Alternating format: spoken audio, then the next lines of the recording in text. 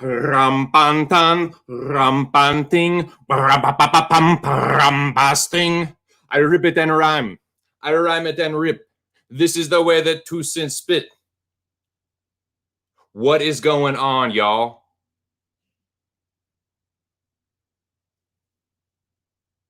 The time is now. Today's the day, boys. The moment we've all been waiting for. Y'all know what the fuck I'm talking about. Today, this fucking very day, this Wednesday, May 26th, 2021, Mr. Arkansas will be announcing the official cast of motherfucking season 4 of his Mecca competition. Today, boys. Today's the fucking day. Hope you're fucking ready. I hope you're hungry. Special delivery is coming, dude. Y'all better be fucking ready, man. Some of y'all need to get your fucking asses in gear. What's going on, dude? Talk to me, boys. Y'all fucking ready, dude? What's up, Cage? You ready, dog? It's fucking draft day, man. It's going down. It starts today. Shit gets official today, boys. What y'all think? It's no good. Y'all come up in here and talk to your boy. I know I'm not the only one clamoring for this motherfucker. I know I'm not the only one waiting to see who's going to be up in this motherfucker, who my fucking competition is.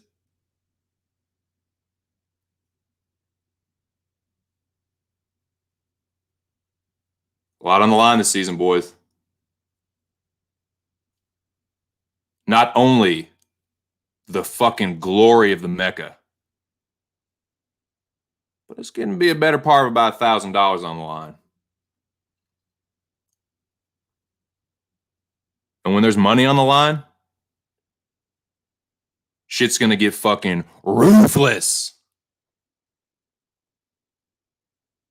Fucking ruthless.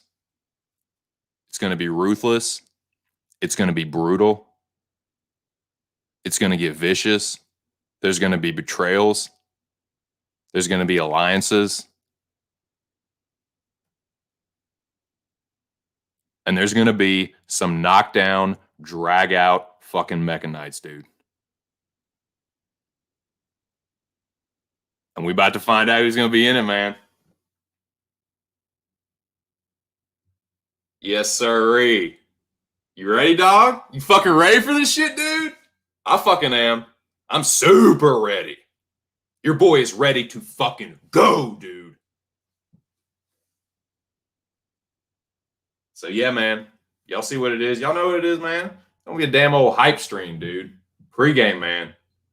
I don't know when the Rabbit Dog is gonna announce this thing. It's gonna be sometime today or tonight. So your boy's gonna have him a nice little hype show in honor of that.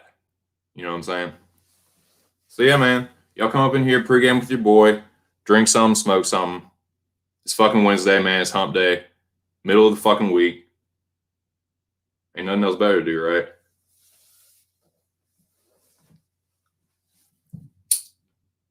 Dude, I'm fucking hype, man.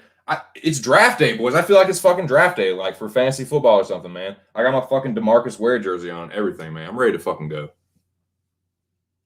I'm ready to rock, man.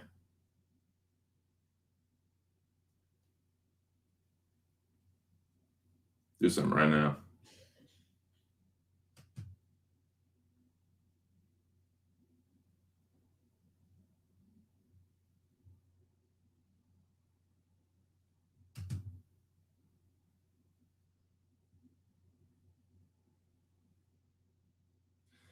There's the link right there. If anybody would like to come in, except Rush. Rush is never allowed on this fucking panel again. He already knows that. But even Rush, man.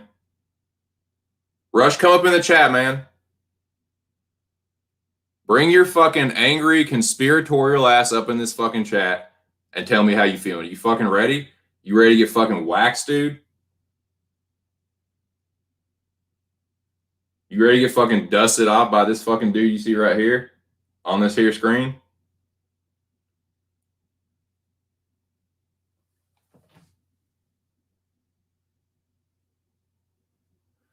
But yeah, dude, that's what it is. Today we're going to get it. We're going to find out who made the cut. I tell you what, man, there's some of y'all that need to get your fucking asses in gear. For real. Y'all know who I'm talking about. Y'all know who I'm talking to. If you want to get in this Mecca, it is literally, it already kind of was the 11th hour, but it's definitely the 11th hour now. If you want to get in this Mecca, y'all know what you need to do. You need to DM Mr. Arkansas. If you are serious about it, that's what you have to do. You have to DM Mr. Arkansas. I'll even put it in the fucking here.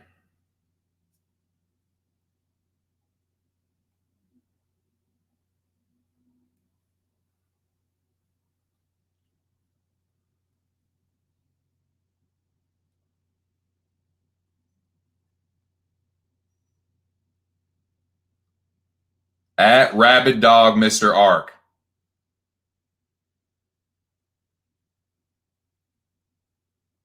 At capital R, Rabid, capital D, Dog, capital M, Mr. No period, capital A, Ark. That's what you need to do, man. If you don't do that, it's pretty much just assumed that you don't care enough to fucking make an effort to get in the Mecca. I don't even know if there's spots left. He might have already, it might be a moot point, dude. He might have already made the cast, but he might be making it right now. I have no idea. I'm just speculating on that.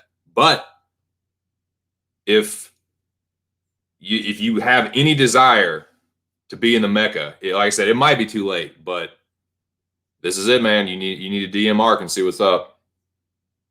That's all I'm gonna say.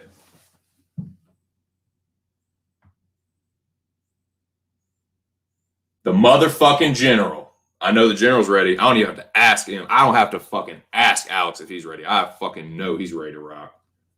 What's up, General? What's up, Strummer? You ready to fucking go, dude? You ready for this shit? Yeah, I heard about that, man. I heard about old Ear getting up on there. That's what's up, man. That's tight. That's tight. Yes, sir. Yes, sir. Well, if anybody wants to, the link is up there.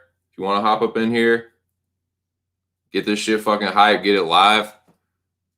Sit here and get fucking stoned. Speculate on who's going to be in this thing. Like I said, we don't know, man. We're just waiting. We are just fucking sitting here waiting. I am locked and fucking loaded. I already started doing tape study. There he is. All right, hold on. Let me plug my headphones in here real quick. Whilst I give this fellow an introduction, this gentleman, I can almost fucking assure you, will be in season 4 of the Mecca. Damn it.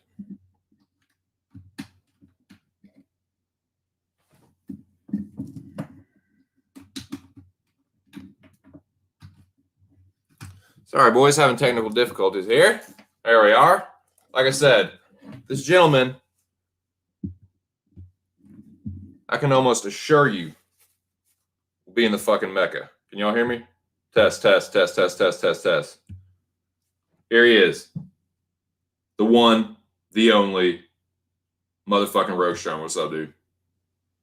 What's up, guys, man? I'm trying to keep the kick back. I'm trying to stay relaxed and just hang out for a little bit, man. The last stream I was on with you got kind of crazy, man. Got a little hyped up.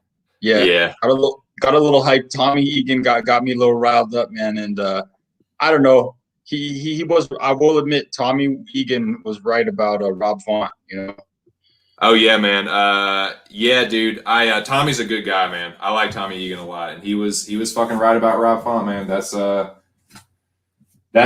just one of those things, man. Like it was definitely. I just had the wrong read on that one. I thought that Cody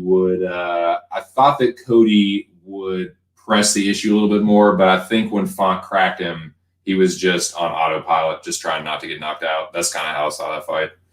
Yeah. And I mean, Fawn is the real deal, 100%. What's up, guys? Everybody in the chat, Ear and Alex and a couple other people I saw. But yeah, I mean, you were right on Jack Hermanson. I was wrong on Shabazian. I knew it was when Shabazian lost. I was like, oh, great. Now Garbrandt's going to lose too. I just fucking knew it for some reason. Right. And, yeah, I had a bad card. I had a really bad card, man. And I was like fucking pretty disappointed about it all around. But, you know, what can you do, man? It happens from time to time. And, yeah, I mean, we got the Mecca starting here soon. It's super fucking dope contest, and I hope that we both make it through at least into the next round. Absolutely, absolutely, yeah. Dude. Well, yeah, I appreciate it, man. And dude, hey, it happens to the best of us, man. I had a pretty bad card, the card before this, yeah, fucking get him next week, or yeah, I think it is next week technically now. Yeah, dude. I have been doing some tape study on the card for the upcoming one, June 5th. Well, a couple of the homies were backstage, and we did quite a bit of tape study already. I say like 2 hours of tape study. So I got some reads on some fights already, man. So if you have any questions, man, I could probably fucking dip you some knowledge because I do have some picks that are locked and loaded already. What's up, Smith MMA? There he is. Yeah, what's up, Smith? Okay, Smith's gonna get in here. Lads, give me 10 to 15 minutes. Gonna try and get in. Don't hate me if the mic is shit. I'm gonna hate you, dude. I'm gonna be so mad at you, fucking bro. Nah, but what's up, Smith? Smith's a dope guy, dude. I like Smith's, and hopefully we can get on mic. Smith's is will be definitely a good character to have in the Mecca. Yeah, man, repping the northern. What is it? I guess it's the country, right? The country of Scotland.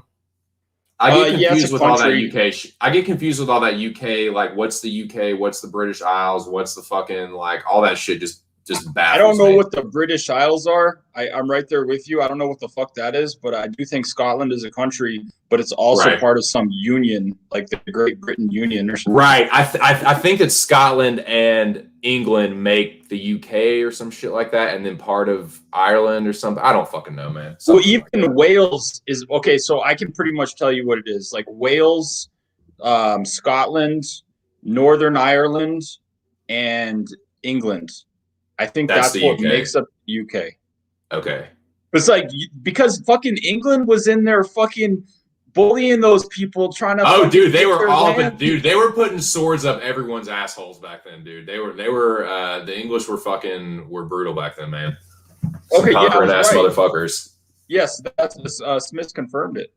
Yep, there you go. Right and there. Somehow Ireland is like still on their own. Be like, fuck you, England. We're still Ireland. That's hilarious. So I actually looked it up. I know we're kind of getting off topic from the Mecca, but I'll say real quick. I looked up where because I'm part Irish. I'm like about a quarter Irish, and I was looking up where my family's like name originates from, and it's the part of it's in Northern Ireland, but it's not technically part of Northern Ireland. There's like a little strip of like far like northwest that's still considered part of the Republic of Ireland. It's called County Donegal, I think, and that's where my family's name originates from. The part of my blood that's Irish or whatever. Okay, is that like what I mean? Is that like 25% or like what percentage are we talking? I think it's about 25%. I need to make certain, but yeah, like it's like I'm trying to think exactly. So my dad's side of the family is all German. On his mother's and his father's side is German. But on my mom's side, it's like half. I'm Irish on my mom's mother's side, I think is what it is. That's the core Irish that I am. Well, I'm like Scottish on my mom's mother's side, so that's pretty close. Hell yeah.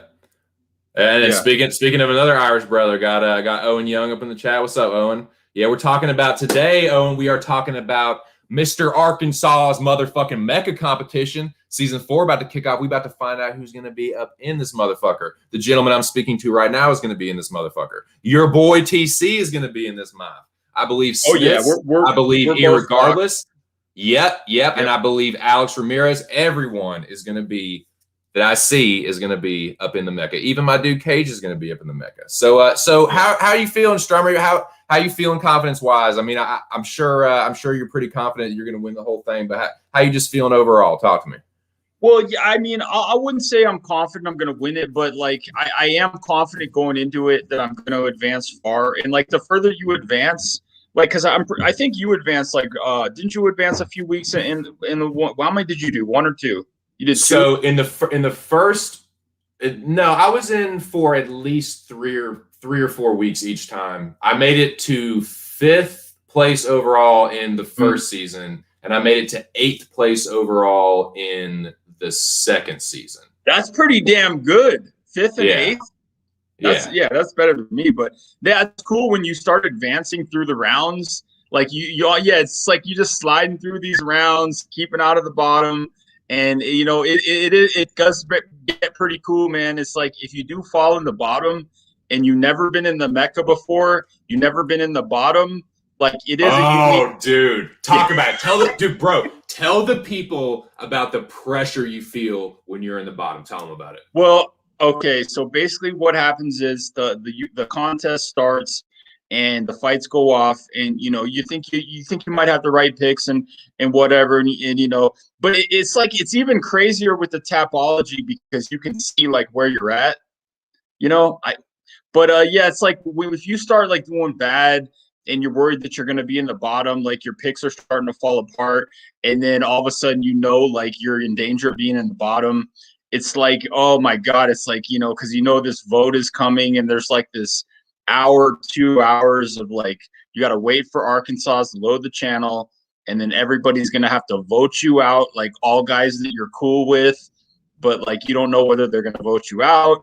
And it's like you still want to stay in, but it's like, oh, you know, the first time you're in that bottom, it's if you actually do want to continue in the competition, it's pretty nerve-wracking. You're like, oh fuck, man, what have I done? What have I done to myself? Right, dude, it is torture because you know, you're like, okay, I already know that I had a fucking shit ass night. So then you just have no control over it, dude. You just gotta, and it's torture. Like you said, dude, you gotta wait for Ark to go live. You know people are gonna be fucking, like, if it's people you're cool with or you have a fucking alliance, you know people are gonna be like sweating and shit, and like oh man, it's so fucking nerve-wracking, dude. Yeah, but at least with the Tapology, you know where you stand. It doesn't make it any better or worse, but at least you know where you stand. I mean, yes, sir. Shout out to Mexico. Shout out to our southern neighbors. Yeah, man. Fuck, dude. Yeah, I've definitely like, I had some good weeks. So I had some good weeks. I was the first person to get the higher power in any Mecca, and then you were? I was the first one to wield the fucking higher power ever. I didn't even know you had it, man. That's sort of like an unknown thing. You were the first one. The first one, man, and I had at the time, me and homie Justin, me and Bro Picks were had a little. We were kind of like rivals in season 1 of the Mecca, and and I knew that it was going to be him. It was between him and Touch. And I kind of like had been kind of like teasing it out there, like, man, Touch is a weird dude. Like I blocked Touch because I just don't like hearing his weird shit. And it got to a point a while back, and I kind of like drug it out, but then I asked Justin. But dude, after that, I got voted out like the next fucking week. I had a terrible week. The week after that, like, there you are, bounced right out, motherfucker. But that's how my season 1 went.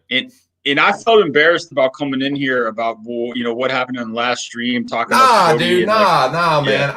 I'm not like man. I'm not gonna fucking like shame anybody for bad nights, man. Like, well, not about you, really. Yeah, not about you, but just like in general, I was just like completely disappointed in myself. But like, I know how you feel about Touch. Like, I honestly, I wanted to like Touch. I literally gave him like 10 different chances. Like, I want to fucking like this guy. You know, he comes in, he talks, he's like he's a nice guy. I don't hate Touch at all. Like, Touch is just like, he's just kind of annoying and like weird. And it's just like, I just don't want to like, he's always like on some shit, like some weird like troll shit. And he's harmless. I don't hate him or anything. Like, whatever. Like, but yeah, Touch is. Yeah, I just had to block Touch. I just Yeah, wanted to he's a see that dude. Yeah, shit. exactly. He's a dude that I actually kind of like talking to, and he's a nice guy. But at the same time, like I tried to like kind of like collaborate with him a little bit or just whatever, like Right. talk. And I don't know. It's like fucking a lizard crawling on my skin or something. It is, So, dude. like, It's something. There's something. There's just something kind of icky about it, man. I can't put my finger on it. It's like I said, I don't hate the guy. There's nothing like really against him. He hasn't like done anything to me per se. But it's just like he's not a bad predictor. Like he does okay. Like he Yeah. and actually like me and Touch, I've noticed like we'll have like some of the same picks or reads sometimes. But it's just like for some reason, just something like Touch, just whatever, just gone somewhere, dude. Like just go do your thing away from me somewhere. Like that's just kind of how I feel about it. But yeah, I don't mind talking to him backstage. But yeah, I did block him on Twitter. I can't deal with him anymore in terms of like a one-on-one personal level. Well, I mean, Ark is so consistent with putting the messages up in the chat, which I really like actually. So I get enough of Touch just seeing the shit that gets put up there. That's enough for me. You know? Oh, sure. But no, I don't hate Touch or anything, and I'm sure man, look, I am a confident ass motherfucker. I'm a cocky, arrogant prick, and I think that I'm going to crush every single one of you and fucking win the Mecca. But I'm wishing everyone good luck, man. And I don't I don't hate anybody for voting against me to vote me out. I'm not gonna be like, oh dude, I'm gonna find a way to fucking, get my revenge. Like, it's just a fucking game, man. Yeah, there's gonna be some money on the line. Hell yeah, I'm trying to win this money. Mm-hmm. Hell yes, I am. But like, it's gonna be fun, man. I'm gonna have a lot of fun, and I don't take anything. But you don't have to worry about like if I end up getting voted out. You have to be like, dude, I'm really sorry. Like I just had to. Like, man, I don't fucking care, dude. Like I am gonna fucking stomp all of you. But if it doesn't work out, I'm not gonna get too butthurt about it. I'm gonna be laughing, win or lose through this whole fucking thing. And I am going to win. Just to be clear, I am the third time's a charm, boys. It's a saying for a reason. Nice. But nah, man. Yeah, dude. It's going to be a lot of fun, man. I can't wait. I can't wait to see who's in this thing. Yeah, there's a set number of guys that I'm cool with. Like, I don't know how many it is. It's like fucking 10 guys or whatever that are in the Mecca. 15 guys. But there's a set number. And, like, if it comes down to, like, any of those guys that I have to make a decision on, I'm literally just going to pull out that fucking quarter and start flipping it and fucking figure out who I'm going to vote out or whatever. But flip? Yeah. Why not? Yeah, exactly. And that's like Jack Attack. He even said, like, when we were doing the old system, the old Arkansas system, he's like, it's all about merit. Whoever did better in the contest, he was voting out the lowest one, which is kind of interesting because you're supposed to vote out the tougher guys. Right. Well, it's funny because that strategy has backfired in literally every season of the Mecca, dude.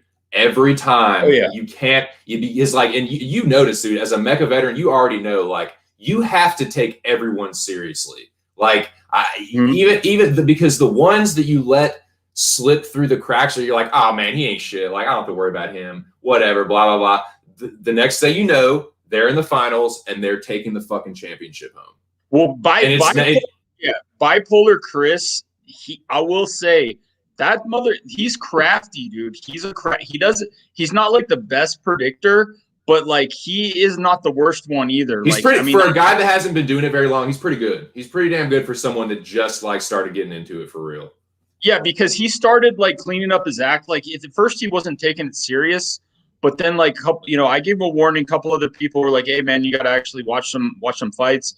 And he started taking it serious, and yeah, man, he's actually like kind of clever for he's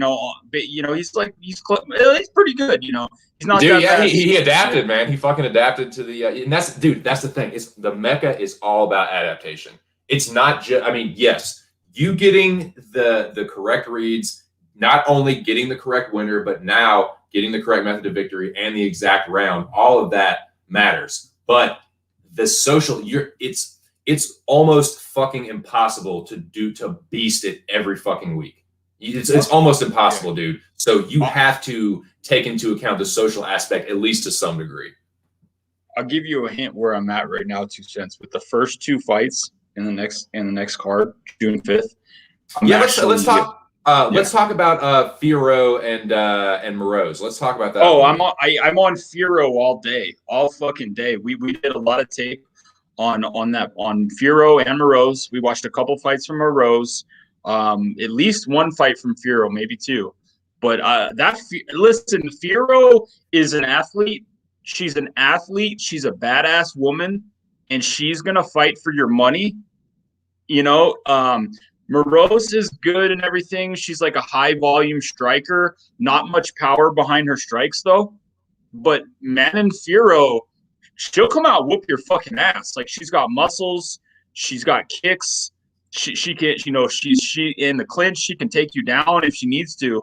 But I'm on Manon Firo all day. And I do admit there could be a robbery. It could be one of those situations where like Morose has more volume and it's a robbery. But I'll take Manon Firo all day long. And you know, I don't care what the odds are. I mean, I'm gonna go with Firo no matter what. This is a tough fight because I feel like there's a couple different things going on.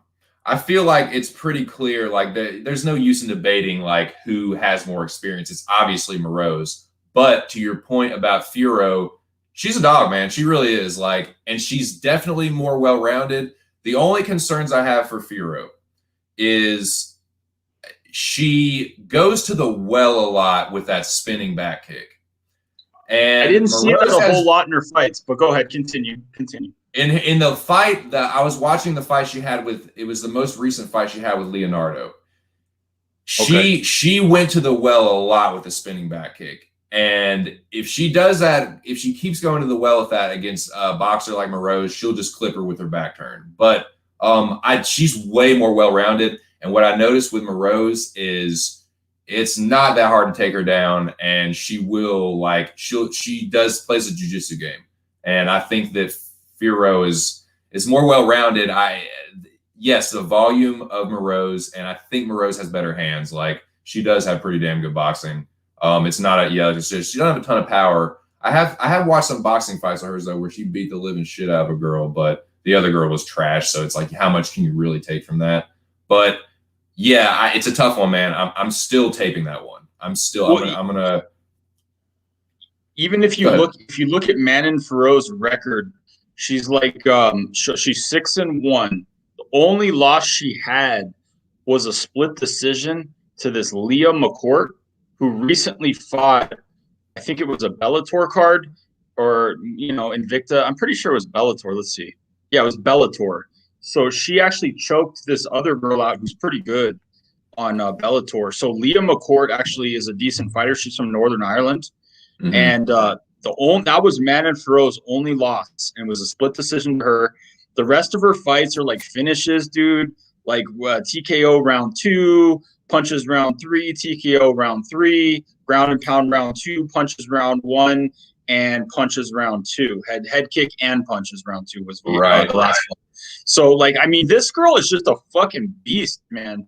This Manon Farrow, you won't catch me betting against her. The other girl looks too scrawny, in my opinion, I watched a lot of tape, and it was 2 cents. It was me, Jack, KJIQ, and one other dude was in there. I'm trying to remember who it was. Alex might have been out. I don't remember who it was, but there was 4 of us, and all of us were picking Farrow.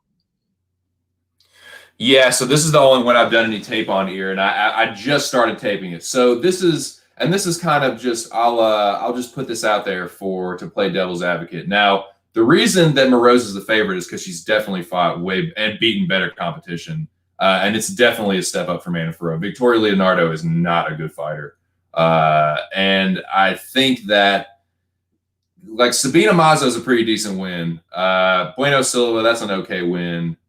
She has good losses, but like it's hard. I don't think Moroz is like a world beater or anything. So it's like it's an okay fighter who's definitely more tested. I mean, like 1, 2, 3, 4, 5, 6, 7. Like Moroz has had like 8 UFC fights.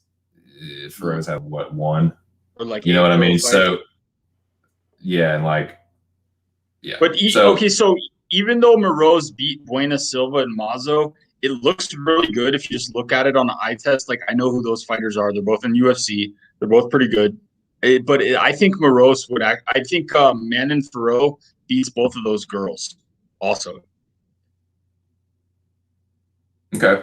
yeah, it's hard. I know it's hard to believe, but yeah, I'm pretty confident with Manon Farrow. I mean, the bookmakers like her too. So, but Okay. What yeah. what are the odds? What are the odds in that right now? It's Farrow is like around -190, -185. Okay. Yeah, she's sizable. I'm not gonna lie to you. Morose is pretty damn good underdog. She has way more experience than this chick. And yeah, Farrow, I mean, she turns her back a lot, dude. You need to watch that Victoria Leonardo fight. We did. We taped that fight. I liked what I saw. Yeah, I mean Leonardo's not that great, but you know. At all. So yeah, who knows? Like, this is a big step up from Leonardo, especially in the striking. I don't think she's fought a striker really as good as Morose yet. Be hard pressed. Okay, all right. What did she do with Leonardo? Yeah, she finished Leonardo in the second round. Yeah. All right, hold on. I got Smith's coming up in here.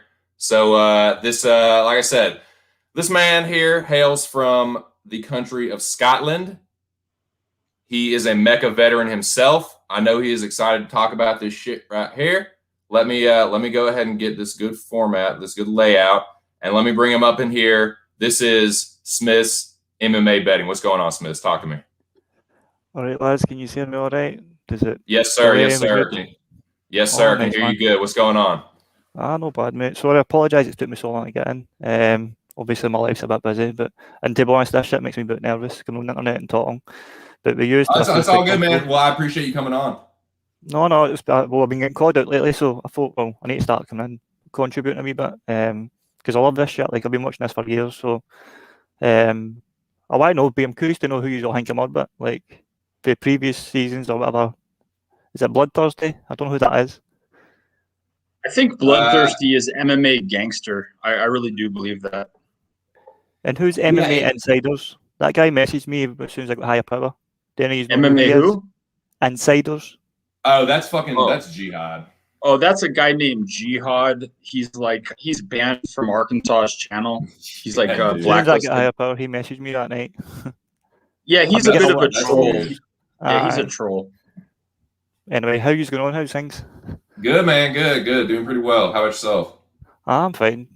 I got the dentist tomorrow, so thought I'd pop in the night in case I don't get in the night with Arkansas if he goes live. Just depending what time he goes on it, because it's quite late for us at this time in the morning. Right. What time is it right there now? We're only like 7:20 at night now, so it's quite good. I'm off the night. So I work night shift, so my time I'm basically on your time frame. So it's easy for me to like sit your chat, put my earphones in, do it every day. What do you? Hey, Smith.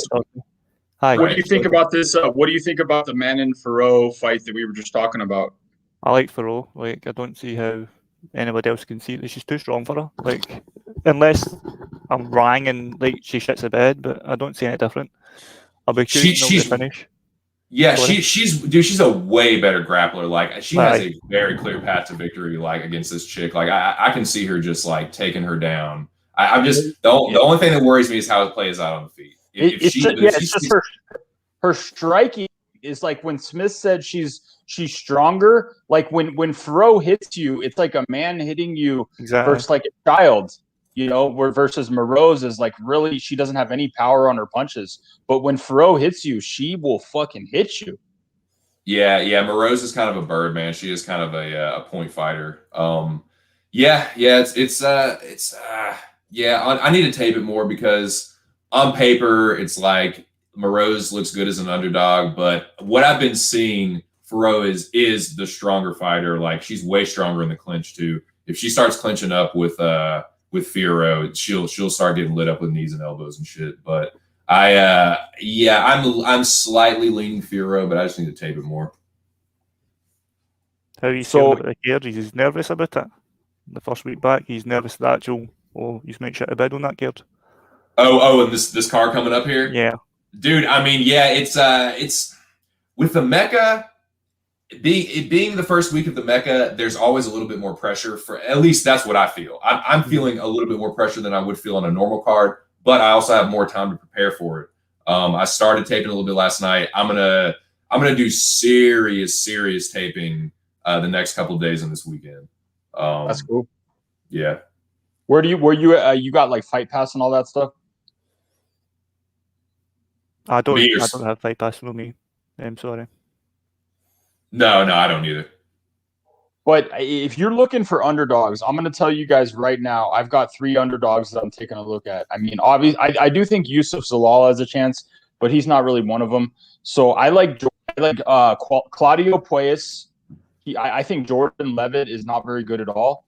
And this Puelles guy is like, he's kind of like a young phenom out of Peru. He's a grappler, jiu-jitsu guy. Levitt is the same thing. He's like a jiu-jitsu guy. I think Puelles is stronger. I think he's got better cardio.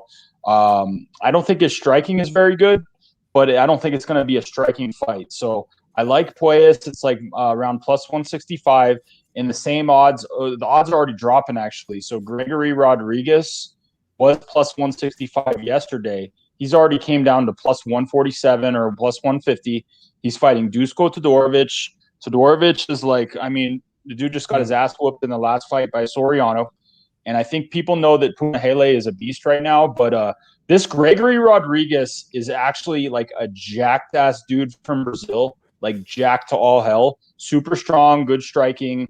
Apparently, he's a jiu-jitsu champion as well. So I do think Gregory Rodriguez is super live. I'll probably be taking him in the Mecca. And then the last one, I'm not completely sold on Tanner Bozer. I think Ilir Latifi might get in there if it is a small cage. Somebody told me it was in the Apex. I think Latifi's got a big chance there. And those are like my 3 dogs that I'm looking at. Otherwise than that, it's just all chalk. Nice. What I agree with that. What nice. What do you think about Montana De La Rosa and Lipsky? Oh, go ahead, Smith. Go ahead. Montana, I think Montana will probably beat her, but Lipsky's one of the ones that can get the finish quite weird. I hate women's MMA. I'm shit at it. Like, I'll have 50-50 to the point where I honestly don't know what I'm starting to do with it. I watch the line, so see before the fight starts. See if you watch it sometimes, there's a slight movement on it, and the guaranteed see the slight movement always goes to the winner. So that's basically how I've been doing it for like my betting. Obviously, with predictions, that's going to be slightly harder because you can't actually watch the line just before the fight starts. I'm not talking about watch the line after the weigh ends or anything like that. It's like literally just before the fight starts. Sometimes you'll see a wee movement that'll give you a wee hint to where the money's going, and you just follow it because end of the day, women's MMA, it's 50-50. You never know. I think it was pro MMA betting used to say bet a dog. 9 out of 10 times your dog's going to hit. It's true, but then we can previously talk about Fiat with the strength that doesn't translate as well because I think she's going to win quite easily. But I think Montana will probably win as well unless there's a freak. Like, do you trust her? That's the thing. Right, yeah, that's the thing. Like, Montana De La Rosa is definitely the better grappler, definitely the better wrestler, and she has like Lipsky can dude is so prone to shitting the bed. But Lipsky does have kind of like weird power, and Montana De La Rosa is kind of like she's kind of a fucking like fraud, and I could see Lipsky definitely could beat the shit out of her and knock her out. But I think stylistically, I think Montana De La Rosa has the style to beat her if she employs the grappling and wrestling and shit. Like, and yeah, kind of the same with like Firo. Like, I don't know, man. Like, I'm not as confident as Firo. I'm still leaning towards her. It's just she's so untested, and Leonardo is just so trash. Like, Moroz is actually a decent test for her. But I with the style, I'm liking what I see more from Firo. Like Moroz looks just like a boxer for the most part. And that just like, unless you're really, really fucking good and have power, like the more well-rounded fighter usually wins that one. But yeah, that Dusko fight, man, I don't know. That one is like, I feel like Dusko could smoke this dude, but he took so much damage from that Punahele fight, and it hasn't really been that long. Like, it's been more like a few months, 4 months, something like that. When was that fight, Eric? Do you remember? The Punahele, I guess that was about a year ago or so, if I had to guess. Oh man, it was that long ago. Okay. I'm not think it was that long ago because I was on my own. Pretty sure. Let me see. Hold up. It was like in January 16th. Aye. So yeah, it's you definitely want over 3 months. I'd like him to be sitting out a little longer, but I don't think this guy's necessarily like the knockout threat that Punahele is. But Soriano fucking cracks, dude. And you, dude, you called that one. I remember that shit. I remember you and Jack were all over Soriano, and I was on Dusko, and yeah, he got his ass whooped for sure. He got fucked up in that fight. Oh, that's a good memory. Yes. The thing with Gregory Rodriguez is he actually is pretty similar to Soriano in terms of like the guy has like some pretty big power, but he doesn't have a great chin on him. So we did go back and watch the Jordan Williams fight. This dude got KO'd in the first round. Jordan Williams caught him, and it was just like, yeah, it was like that fucking whatever that Mike Tyson shit where, you know, like the video game where you hit him straight in the head and he like he all freezes up. So Jordan Williams caught this dude and just started hitting him a couple times and KO'd him. So I don't think Gregory Rodriguez has a big chin on him. If he gets hit, he will go down. But the question is, Dusko Todorovic, he doesn't really have very fast hands. You know, in terms of like his striking, it's not super fast. He's kind of a big guy. He's sort of clumsy. He's sort of good all around. He's like a grappler. His combinations are good, but he's got good combinations. He's got good. Oh yeah, I mean, that's obviously you're right. It's still a bit slow. I agree with you. Sorry. Yeah. Apologize. But yeah, I mean, so it's a classic situation. Like Gregory Rodriguez, yeah, if Dusko catches him, he could finish him. But I mean, the odds are pretty crazy for this fight because nobody really knows who's going to win. This Gregory Rodriguez guy actually is like kind of for real. I mean, what's his record? Let's see, 9-3. He's won most of his fights except that Jordan Williams, and it's all finishes. Every single fight of this guy is a finish. Except back in 2015, he lost a split decision. But yeah, Dusko has got a little bit of power. He's got a good chin. Dusko does have a good chin, but Gregory could, he might just be the bigger, stronger guy, the more athletic guy. Dusko, he's kind of clumsy. So I mean, I personally like Gregory Rodriguez, but I'm open to any other interpretations. Yeah, it's one of those. If I hadn't seen the Soriano fight, I would take Dusko all fucking day. And he does, like, because if you watch that Punahele fight, like, and Soriano is a hard-hitting motherfucker, and he had to wallop Dusko quite a few times for him to actually, like, go down and kind of stay down. But Dusko cracks, too. Like, he does hit hard, and I don't know, man. I'm leaning Dusko, but I'm nervous. I'm nervous about how much, if there's going to be lingering effects from the Soriano fight against another guy that hits hard. Like, it could be one of those, like, if he's still just relying solely on head movement and just slipping ability, you can always get caught like that, dude. So if he's been shoring up his defense, I'll definitely, like, I don't know, maybe I need to see some training footage of his, and I don't know. It's tough to tell right off the Soriano fight how his durability is going to be. Last thing I'll say is, yeah, I agree about the Soriano fight. Like you could get Dusko coming in looking even worse after he got, destroyed by Soriano. But like Dusko really hadn't beaten anybody. This guy beat the Tarantula, the Quan Townsend. So right. He beat Townsend is good. Townsend is like nowhere near like a professional level. This is like a regional guy that like nobody's scared of. Like this is a dude you fight at the club or whatever. He's like trying to hit on your girl or whatever at the club. But no, this dude is not a pro fighter like Townsend. He's a regional guy. And Gregory Rodriguez is actually a massive like monster from Brazil. Way stronger than Daquan Townsend. Like, so I don't know why Dusko got this big hype job around him. I know that there is some hype around, I guess he's like Serbian or some of these Baltic fighters. Right. Balkan. But yeah, like that Uros Medic guy, yeah, that guy's actually for real. But Dusko Todorovic, I'm not so sure. He seems really, really slow-footed, like with his footwork. He's clumsy. He's good all around. He's got decent grappling, decent jiu-jitsu. He can crack if he hits you. But I'm not sure he can get his hands on Gregory Rodriguez. And what Well, I was gonna ask you, what's I'm gonna take this one for sure. What's Gregory's grappling like? Is he somebody? Is he a guy that plays jiu-jitsu and just like? Because I mean, Dusko isn't a bad grappler at all, man. He definitely has pretty decent wrestling. Well, they said Gregory Rodriguez was a jiu-jitsu champion when I was watching it. I don't know his credentials though. Right. It's interesting. I may have to go and see if he's a guy that like plays guard or if he like aggressively, like when he gets taken down, looks to get back to his feet. Because Dusko y'all are, everything y'all said about him is right as far as like the critiques. Like he's slow, he's lumbering. The quickest thing he does is move his head, and he's still like, I mean, Soriano's pretty fucking good though. But yeah, against another guy that cracks, man, it is kind of like it is worrying. But if Gregory is a guy that's just, if he gets taken down pretty easily, I don't know, man. It's so many question marks going into what kind of improvements, if any, Dusko has made. Yeah, I don't see Gregory getting taken down. I think irregardless City has elite grappling. But I mean, this is Gregory you're talking about here with the is that Gregory ear?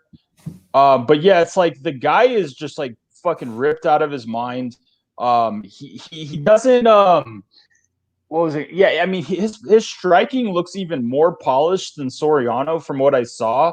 And when Todorovic was taking Soriano was attacking him, Todorovic is a tough guy to put away. I mean, the guy he cracked Soriano too. Like he really did crack Soriano a couple times. And is Gregory the kind of guy that can take that punishment? Right. Thing. Yeah, and maybe not. And that's where I think his weakness is I don't think Gregory Rodriguez has a great chin. I don't know how much tape you've seen Smith's MMA, but yeah, I think he's vulnerable to, yeah. I've not done none yet, sorry. I've been taking the last couple of days off. I'll not start to next week, to be honest with you.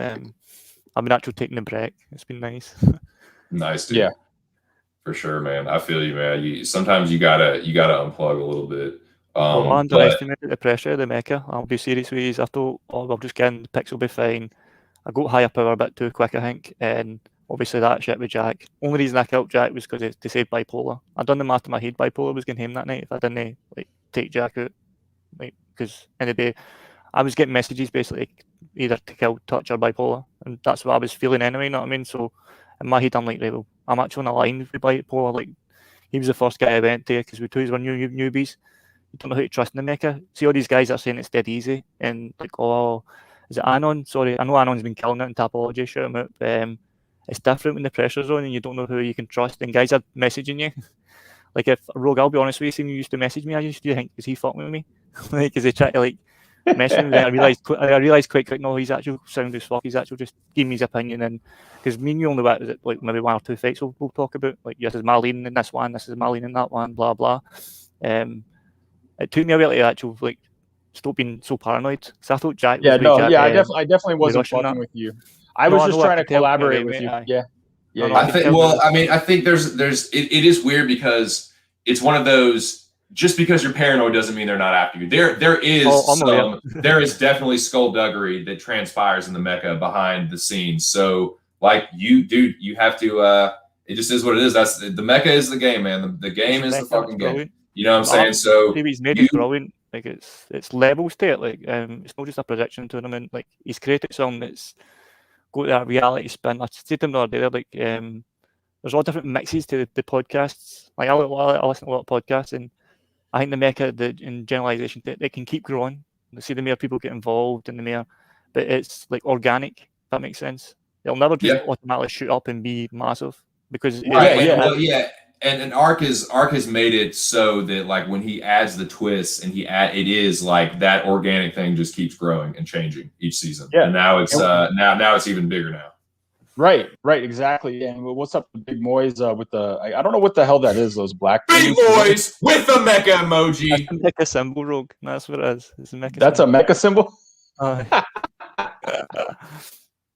But 2 cents is right. Like, and even Smith's what he just said was, the Mecca is growing. It just fucking grew to the next level. We got 32 participants. Hopefully, we'll get the 32 locked in, and it'll get pretty big. And then who knows, man? Who knows? I would love it to get as big as possible. We could have fucking 500 people in this thing. I mean, for all I know, but Yeah. But yeah, and then like Smith was saying, like, he doesn't know me. I'm just some random fucking junkie from United States, and he doesn't know whether I'm fucking with him. I was sending him some pics because I thought he was a nice guy, he was a smart guy, and get a little collaboration going. But yeah, I mean, I played the Mecca fair and square. I'm not going to do any like, weird stuff behind the scenes, like, trying to like stab anybody in the back. I basically want to advance on the merit of my predictions. And yeah, and that's it. I'm pretty much cool with everybody. If I get voted out, so be it. I deserve to be voted out if I land in that bottom. Well, yeah, and that's kind of how I feel. Like even the people that I'm not so chill with, like I'm not like if I end up getting voted out by them or get higher power by them, I'm not gonna fucking get my little butt hurt about it. Like too bad, I will be a little salty. I'll definitely be a little fucking piss pants for a little bit, but still, like it's not that fucking serious, man. And but it is, dude. It's every man for himself. There, you can't tell me there's one person on this panel here or in that chat that doesn't believe that at the end of the day, it is the only person you can really trust is yourself. That is just the truest thing ever. At the end of the day, the only person you can really trust is yourself. So yeah, I am cool with most everybody in the Mecca. I'm cool with both of y'all, but it's a competition. I'm trying to chop both your fucking heads off, just to let you know. You know what I'm saying? So like, it's all good. Like no quarter given or taken. We all know what the stakes are. It's gonna be fun as shit, boys. Like I'm real excited, man. And yeah, we'll just see what happens. I'm fucking stoked. Is Art going to jump in this one? I think he should, because there's no way Oh, you can Alex? cheat that. No, Art. we get the- Art should jump in it. Like, because how can he cheat Tapology? Just do public voting. And then Oh, you mean jump in the competition? Aye, just do public voting. It makes it even fucking crazier. That would be crazy, man. That would be crazy. But what are you suggesting, Smith? Were you suggesting don't do the Tapology, do public voting? No, do Tapology, so you're still getting your scoring system done, so you still get you work out who your bottom is, but see for like voting people out and all that, just do it public in the chat. So that way Art can jump in, or even jump on stream and go, my vote's for so and so, and then jump back out. Right. Yeah, well, it's interesting. That's always. I'm glad you brought up the voting and making the voting public and all that. That has always been a point of contention because, and I'll give you both sides of it from my point of view. If, in one sense, yes, the public voting allows a degree of transparency. You know where everyone's at. There's no like. It definitely takes out the sneakiness of the sneakiness. On the other hand, the secret voting provides an element of suspense. It provides an element of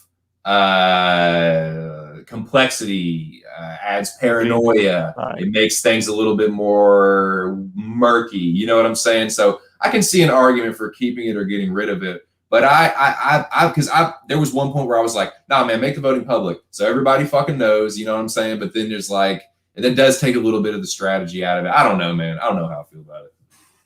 I don't know how about public if Art was going to be in it, because then it cancels out the saying that he's basically, he can turn the game against him, if that makes, or like make it work in his favour.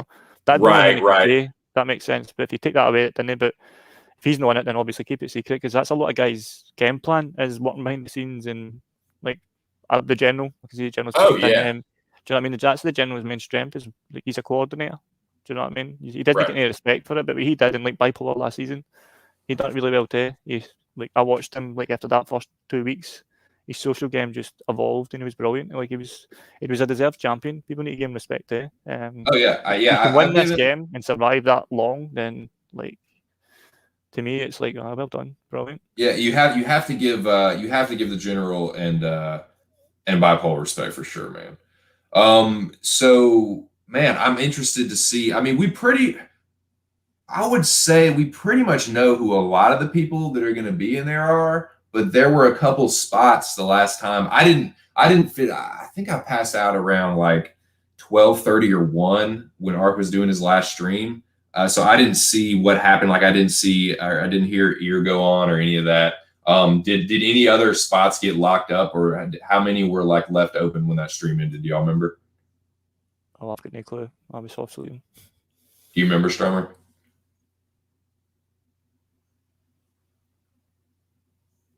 I don't know. I don't know what happened, Strummer. You must be doing something. But yeah, man, this is kind of the main card is kind of tricky, man. The main card on this one is kind of like the main and the co-main are both kind of like. You struggle with the main event. Oh yeah. Oh, it's actually I was actually talking, but I didn't realize it because I had unplugged my headset, and I guess if you unplug your headset, it automatically mutes your microphone. Okay. So, but yeah, no, I mean, no, I said a couple of things when you asked me. Yeah. That's funny. No, I mean, it was a trip seeing irregardless, like go on mic, man, because like Arkansas was like he was like giving him the full treatment, man. It was pretty funny. He was asking him, he's like a black guy. God. No, it's pretty funny, but that's yeah, hilarious. I mean, I don't know who else got added to the Mecca. I think they were trying to add like Bo Jackson, and then you know, MMA Lock of the Night. He's got like a YouTube channel. There was I know. Yeah, I know. I think he was going to jump in. I thought that'd be brilliant. That takes it another level if he jumped in, but it was supposed to be a fake one, I think. Yeah, there was some imposter that came in like pretending to be him, saying he wanted to be in the Mecca. I contacted some other guys, Mo and Jeannie. I guess it was like a fake dude. He doesn't actually want to be in because he's just got his own shit going on. But yeah, that was kind of interesting. But yeah, that's about as much as I can offer. Was there any clarification on the Bo Jackson situation? Not that I know of. Was that ever rectified or followed up on? Not that I know of. No, I still believe to this day he's a legit dude. He's a good dude. He just wants to compete in the Mecca. I think he's having a little bit of trouble figuring out the whole StreamYard thing. I don't think it's that he's like scared to come on mic and talk or anything or like show that he's real. But I remember when I first like was trying to figure out the StreamYard thing, I didn't know what the hell. How am I supposed to do this? You know? Yeah. No, I agree. I agree. It's a little tricky. I have had no problem with Bo. Like Bo has always been really cool on my channel. He's never really been trollish whatsoever. He's always just talked about MMA and kept things on topic. So I never really raised any red flags with me. And I'm definitely like, willing to give people the benefit of the doubt. And to your point about StreamYard, yes, it can be a little tricky, like when you're first trying to, get the hang of it, get into the groove of it. But what I will say is I do think it's important that everyone gets vetted. If you've never even if no one's ever heard your voice, you know what I mean? So and that's kind of like where the rubber meets the road is like, okay, you don't have to come on and be DJ Fat Michael, Squarely D. You don't have to be a fucking radio DJ, but you can at least like Smith's coming on, you can at least let people hear your voice and know that you're a real person or not somebody else that could. And so that's where I'm just kind of like, I'm still giving him the benefit of the doubt. I'll still go to bat for him, but that is, you could do a lot better to help your case if you just find some time somewhere to just when either Art goes live or whatever, just come on for a few minutes. But I know that there's other things that can be sometimes mitigating circumstances, but that's just kind of where I'm at with it. But yeah, I have really no reason to distrust him or think that he's been anything that he hasn't said he is, because he's always been cool on my channel. So that's just kind of where I'm at with it. Yeah, I completely agree. I hope he gets a chance in the Mecca when the cast gets announced later tonight. I do hope that Bo Jackson gets a shot, because I do think that he's gotten a hard rap on things. Arkansas was giving him a pretty tough verification process to get into the Mecca. He's let other people into the Mecca that hadn't been on mic before. Just for example, the guys we know. I mean, irregardless, he's a veteran of Arkansas Stream, so I get that. But other guys, just send location, just every random dudes. There's been random people. Quite easy, to be honest with you, I messaged that. And I said to him, but I was showing up a wee bit before that, so. And I've listened to these for a while. Yeah, you were allowed into the Mecca before you ever came on mic. Isn't that correct? That's a good point. I mean, all those things are true. So Bo got a tough run of things. They they want him to come on basically because Rush was saying he had dual accounts or he was impersonating somebody else. I never got that vibe. And I think Rush has been kind of off the mark on a lot of the guys he's called out recently. I know he is Sherlock Rush, etc. But yeah, I mean, Bo Jackson, for me, I don't see an issue with the guy. He even confirmed his Instagram. He had this. Yeah, I'm with you. And see, that's the thing with Rush is like, yeah, sometimes Rush is right about some like trolls and stuff, but like he is just a conspiratorial motherfucker. Like he will thinks everything is a conspiracy, everything is a plot. Like he's just looking. Sometimes he's looking for shit that isn't there. So I don't like. I said, Bo's always been cool. Like he's always just been like, hey, what's up? Keeps it on topic. Like always, never been disrespectful or trollish or anything like that. And he's like made the logo. So I don't know, man. I hope he does get in the Mecca. So Yeah, and even Rush said himself that he thought Bo was like a unique person. Like after we proved his theory wrong, Rush said, yeah, he thinks Bo's like his own guy. He's not. Sorry, Rogue. I don't mean to cut you off. I got somebody coming in. I think this is Alex. I'm pretty sure this is Alex. Oh, brilliant. I think it is. But I'm gonna add him real quick. We'll see who this is. This better not be Justin Jr.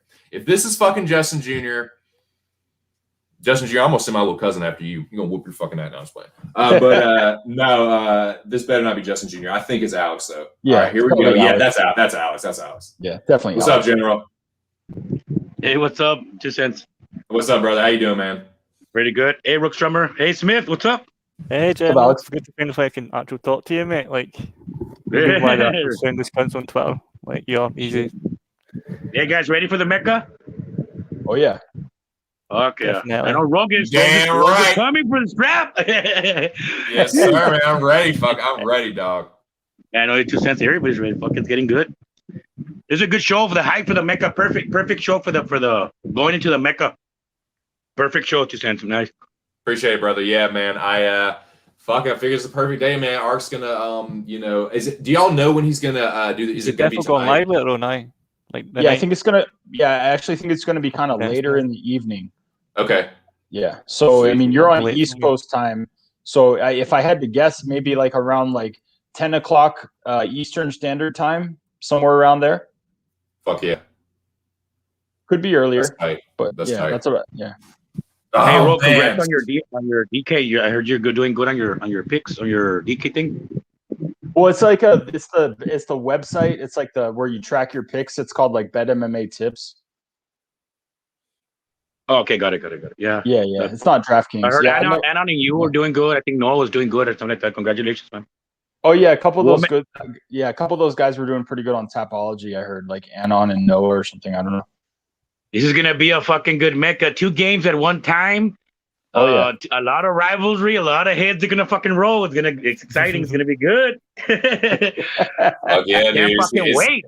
It's gonna get vicious, dude. It's gonna get really fucking vicious. Yeah. Oh, it's gonna get good. It's a nice feeling when you're not actually in that bottom like section up for elimination and you're safe. It is kind of funny listening to Arkansas like grill these people. Yeah. Like, and these idiots right here couldn't get their picks enough up. They're worse than everybody. And these idiots are gonna get their heads chopped off, but everybody else. Dude, those are the funnest nights when you know that you're safe and you can just kick back and let Ark just rip into motherfuckers, dude. And like someone's eat your Popeyes. Yeah, eat your Popeyes. Yeah, back and Nobody wants to get him week one. Week one, no. I'm not like him week one. Definitely no. Yeah, week one would be a bad elimination. Yeah. Dude, you never want. I'm good. Oh man, if I go out week one, I'm gonna be so fucking overly dramatic. I'm gonna just make such a big production out of it, dude. I'm gonna be like so fucking whiny. Oh, it's gonna be bad. You know what was funny, 2 cents, is like you were making jokes about when the kid got eliminated from the Mecca, he was gonna throw like a hissy fit for the ages, Justin Jr. But I actually pulled that, bro. When I got eliminated from the Mecca last time, I was coming on yelling at everybody. I was like saying Justin Jr., this and that. And I was like screaming. And I was the fucking dude that actually threw that hissy fit, man. Fuck it, dude. I might throw a hissy fit. If I get eliminated week one, dude, I might I might just run. And it ain't called a fucking hissy fit. It's a fucking bitch fit. I'm going to have a bitch fit. Yeah, a fucking little conniption fit. Yeah, yeah, conniption. Yeah. Oh, yeah. Yeah, hey, that would be bad. That would be ugly, man. That to go on the first round would fucking suck. You know who, for who especially? The most targeted people, based on that would be Noah and Bro picks, especially Noah. If Noah and Bro picks get eliminated the first round, they will never ever hear the end of that shit. Oh, I tell you, you can add one. You can add one more They guy to will that. never hear the end of that shit for the rest You are of the damn right, and you can add one more person to that list too. If Rush gets eliminated week one, oh yeah. oh my god, because that already happened once, and he said it was. He tried to like spin it like, oh yeah, follow my lead. Yeah, I was the first ever eliminated. Like it's some kind of like badge of honor, dude. If it happens again, oh man, yeah, he will be Mr. fucking early exit for the rest of his life till the end of his fucking days. Rush better bring it this season because it's already the 4th Mecca, and he hasn't arrived, so he better win this one. He better bring it this one. I know, yeah, for supposedly like most dominant man, like Rush talks all that fucking shit all the time. You know, we'll see, man. It's season 4, man. It's time to fucking sugar it out the pot. And the same goes for myself, man. 3rd time's a charm. I need to quit bullshitting and then like really dig into this tape study, dude. We got 2 weeks to fucking get ready for it. So there ain't no excuses in this first week. And dude, because nobody wants to go out week 1, but somebody gonna go out week 1. A couple few people gonna get eliminated in week 1 if there's 32. So it's crazy, man. 6. No, what? 4 or 6? Damn, is it that many? Rogue, would you know, Rogue? Is it 4 or 6? I have no idea, Rogue. Oh, they'd get eliminated in week 1. Well, I think Arkansas said it was like 6 actually. Fuck. Good chance. Damn. Game. Like math, like you think about it. It just depends who's the cast. If you do 6 the first 2 weeks, then that'd be 12 out of the 32. So you'd be down to what, 22? The fucking sorry 6, man. Who's it gonna be? Oh man, who's the sorry 6 gonna be? That's that's funny. And no, I mean, I've already got my fights handicapped. Like, I mean, I do think the Tybura Walt Harris fight is close. I wouldn't be surprised if Walt catches him. But as far as everything else, man, I'm pretty locked in. Aside from Staropoli, Delidze, I'm leaning Delidze. I think Staropoli. There's no way I'm going to bet on Staropoli really, but that's sort of a sketchy one. And then the other one is what was it? The Latifi Bozer one. I feel like that one could go either way, and they've got Latifi kind of listed as a big underdog. So like those are the 2 ones that I'm kind of like back and forth on. But aside from that, like I'm pretty comfortable with my picks. What about what are y'all's early thoughts on the co-main event? You don't have to, obviously, especially with the Mecca going on, you don't have to give anything away. But what are some of your early thoughts on the main event? Oh, the main event. Mm-hmm. Well, I mean, I don't want to corrupt your guys' views. I mean, you could just say like I'm a loser. You can definitely go against me or something, but I don't want to steer you guys in the wrong direction. Oh, you won't. You won't. Yeah. But I mean, I can tell you right now, I'm definitely going to be on Jairzinho. No, same. Didn't like to say it. I wanted you to say it first, but to me, it's no hard fight. Like, yeah, so you're on the same one, Smith? I don't like Sakai. I think he's. Yeah, I don't like him. Yeah, I'm not going to overthink that one too much. I'm on Rosenstrike myself. You're going to think of the method sense. What round? Is it going to be round 1? Is it going to be round 2? Is it going to be round 3? Right, dude. Yeah, exactly, dude. That makes these new wrinkles. The tapology thing. Adding that because last season was the first season that was done right. That was a great move. Like I like that a lot. It makes it so much more challenging and like. It's not just about, flipping the coin, who's going to win. It's, okay, how are they going to win? What round are they going to win in? I think that makes it way more challenging and makes the winner more legit. Jairzinho wins, it will probably be a finish. You know what I mean? And so it could be any round. It's probably not round number 5 or anything, but it could be any round. And Jairzinho is not. Neither. Don't know you why. Don't think round 1? I think maybe Sakai, maybe about 2. Alert, if you know what I mean. But then. I don't know. I'd need to see him face up and all that. I'd need actual, you know what I mean? There's no way in yet. It's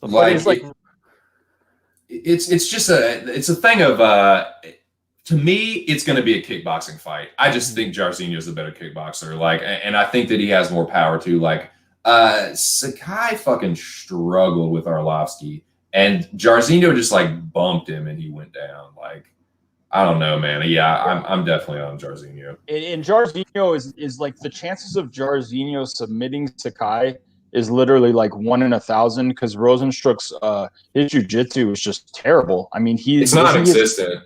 Yeah, exactly. He's a kickboxer. Sakai is a Brazilian, kind of like well-rounded fighter, pretty beefy dude. But at the end of the day, Jorginho, he's more like a quick twitch muscle, like athlete type of guy. He's got more power. And yeah, man, you catch Sakai a couple of times and it's game over. I agree. Yeah. I mean, he's had close fights. Like he had a close fight with Blagoy, and yeah, I definitely like Rosenstrike in this one.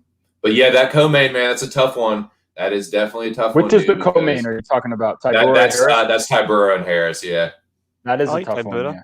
I think Walt Harris after 3.5 minutes he'll have nothing. But then same again, they'll give him the same narrative that he's looking better this time. He's looking in shape. But yeah, if Tybura makes it out of the first round, you gotta like Tybura in that one. 3.5 minutes, game. 3.5 minutes, legit. Watch Tybura will probably start winning the first round towards the end of the first round if he's smart. Like you don't know, but that's the only thing. He's no smart sometimes. He's not. He's been fighting smarter lately. So I don't know, man. Yeah, it's tough because I can see like Harris gasses like a son of a bitch. But yeah, that first few minutes, man, he is definitely the crisper striker. Tybura, he's not the most durable, but I wouldn't say he's a total glass jaw either. Like the guys that have knocked him out have fucking cracked him. And one of them was Derek Lewis. So like you can't fault somebody for getting knocked out by Derek Lewis. But yeah, it's Walt Harris. I think that his best days are past him. I think Tybura still kind of has something left. I'm slightly leaning Tybura, but just kind of like worried in the back of my head that Harris can knock him out, kind of deal. Yeah, it feels to me like if you pick Walt Harris, it is a little bit of a shot in the dark. Like how are you actually gonna like know whether this guy is gonna show up and clip Tybura? Tybura is gonna make a mistake and get KO'd by Walt Harris. It's like, yeah, I mean, right. I think Tybura is the better fighter, like overall, like more trustworthy. So if you have to pick somebody, like I just can't see myself trying to pick Walt. And yeah, it's like if you are picking Harris, it's the easiest. Like you don't have to think about how it's going to go. It's Walt Harris first round KO. If it goes past three minutes, there's no Walt Harris is not winning a decision against Marcin Tybura. No fucking way. So I think he'd survive the decision. Like after no, hell no. No, I mean the ground and pound finish quite easy, but it depends. Yep. Once again, we need to see it. But right, that's why I love this shit. It's brilliant. It is, dude. It is truly the theater of the unknown. Yeah, it's actually pretty. I like the main and the co-main events, though. Hopefully they'll be fun fights, but they both could end in finishes without too much time off the clock. And you know what's cool about the Mecca is like if you do get it past the first week, the next card after this June 5th card is like a mega card. You got Adesanya, Leon Edwards, Moreno Figueiredo, Craig Hill. It's just like a massive card. It's like basically one of the biggest cards of the year, if not the biggest, is on June 12th. So you definitely don't want to get eliminated in the very first round because you're going to want to make picks on that next card. Fuck yeah, dude. Yeah, no, it's a legit ass card, dude. Like every single fight is awesome. Fuck yeah, man. Yeah, dude. I think I'm trying to think. I will probably make this one about a 2-hour stream. I do have some things I need to take care of here in a little bit. Just get geared up for the cast announcement tonight. Now, I was saying earlier, do y'all remember or Rogue, if you were in there, do y'all remember sort of like the end of Arkansas stream? Like, was he like, okay, the people that are out there, was he still looking for people at the end of the stream, or did he pretty much have it locked up? Do y'all remember? It seemed like it was pretty much locked up, but there was like one or two slots that could have been up in the air. And then, Arkansas apparently has a surprise for everybody with like some of the last entries in the Mecca or something like that. Oh shit. You heard it. Surprise coming, boy. You hear that? Yes, sir. Fuck yeah, that's the one thing last season didn't have was twists. Like obviously the Fight for Life was a twist, but that way he comes in like mid-season with these mad fucking mental things. Like this season, I think he's going to like just swerve us sometimes with just crazy shit, man. We're like, oh fuck. Right, dude. It sounds like he's gonna do that shit too. Like it sounded You like want it's him like to? That's part of the Mecca. That's what it's about. Like, so saying yeah, again, and that's probably why the reasons he couldn't have been the Mecca. If you actually think about that. it. Yeah, dude, and that's what makes the champion so legit. Is like you had to survive all of these booby traps, all of these pitfalls, all of these twists that nobody saw coming, so no one had an advantage. It's just you adapted the best and were able to survive. And then when the time was right, you fucking strike for the throat. You go for the throat, man, Like and the that's how general, you win the exactly Mecca. like the general did. Survived, then took the crown. Crazy, man, because that's how both the last seasons were won. It was Alex and Bipolar Chris slipped through the cracks, and then when it came down to it, when it mattered the most, they won that motherfucker with their picks. Yeah, And that's how it happened. exactly how it went down. I want to see Rogue with higher power. I think see Rogue comes in, cuts a promo with higher power. I think that'd be interesting. Well, I hope be so. funny. fuck yeah. I thought you were going to get it last year. I thought, oh fuck, he's going to be. He's got higher. I think it was what cared was it? You were literally, I think it was 5 points away, so you were close anyway. I thought, oh, this is going to be brilliant. He's just going to come in and cut a promo. Then you must have just, I think it was maybe the fight or two before it. You switched. I was like, oh fuck. I was getting excited. Yeah, Who's he going to cut? One of these days, I might get it. I mean, like Alex, he's already has the strap, and then Smith and 2 Cents already. You guys already both had the higher power. I sort of feel like I'm cursed to be like I like every time in the Mecca, like I'm dead in the center or like I'm in the bottom. So like, but yeah, like as long as I'm in the center, man, and I'm not in the bottom, I'll be okay. I mean, I can get the higher power in the finale. That'd be fine with me.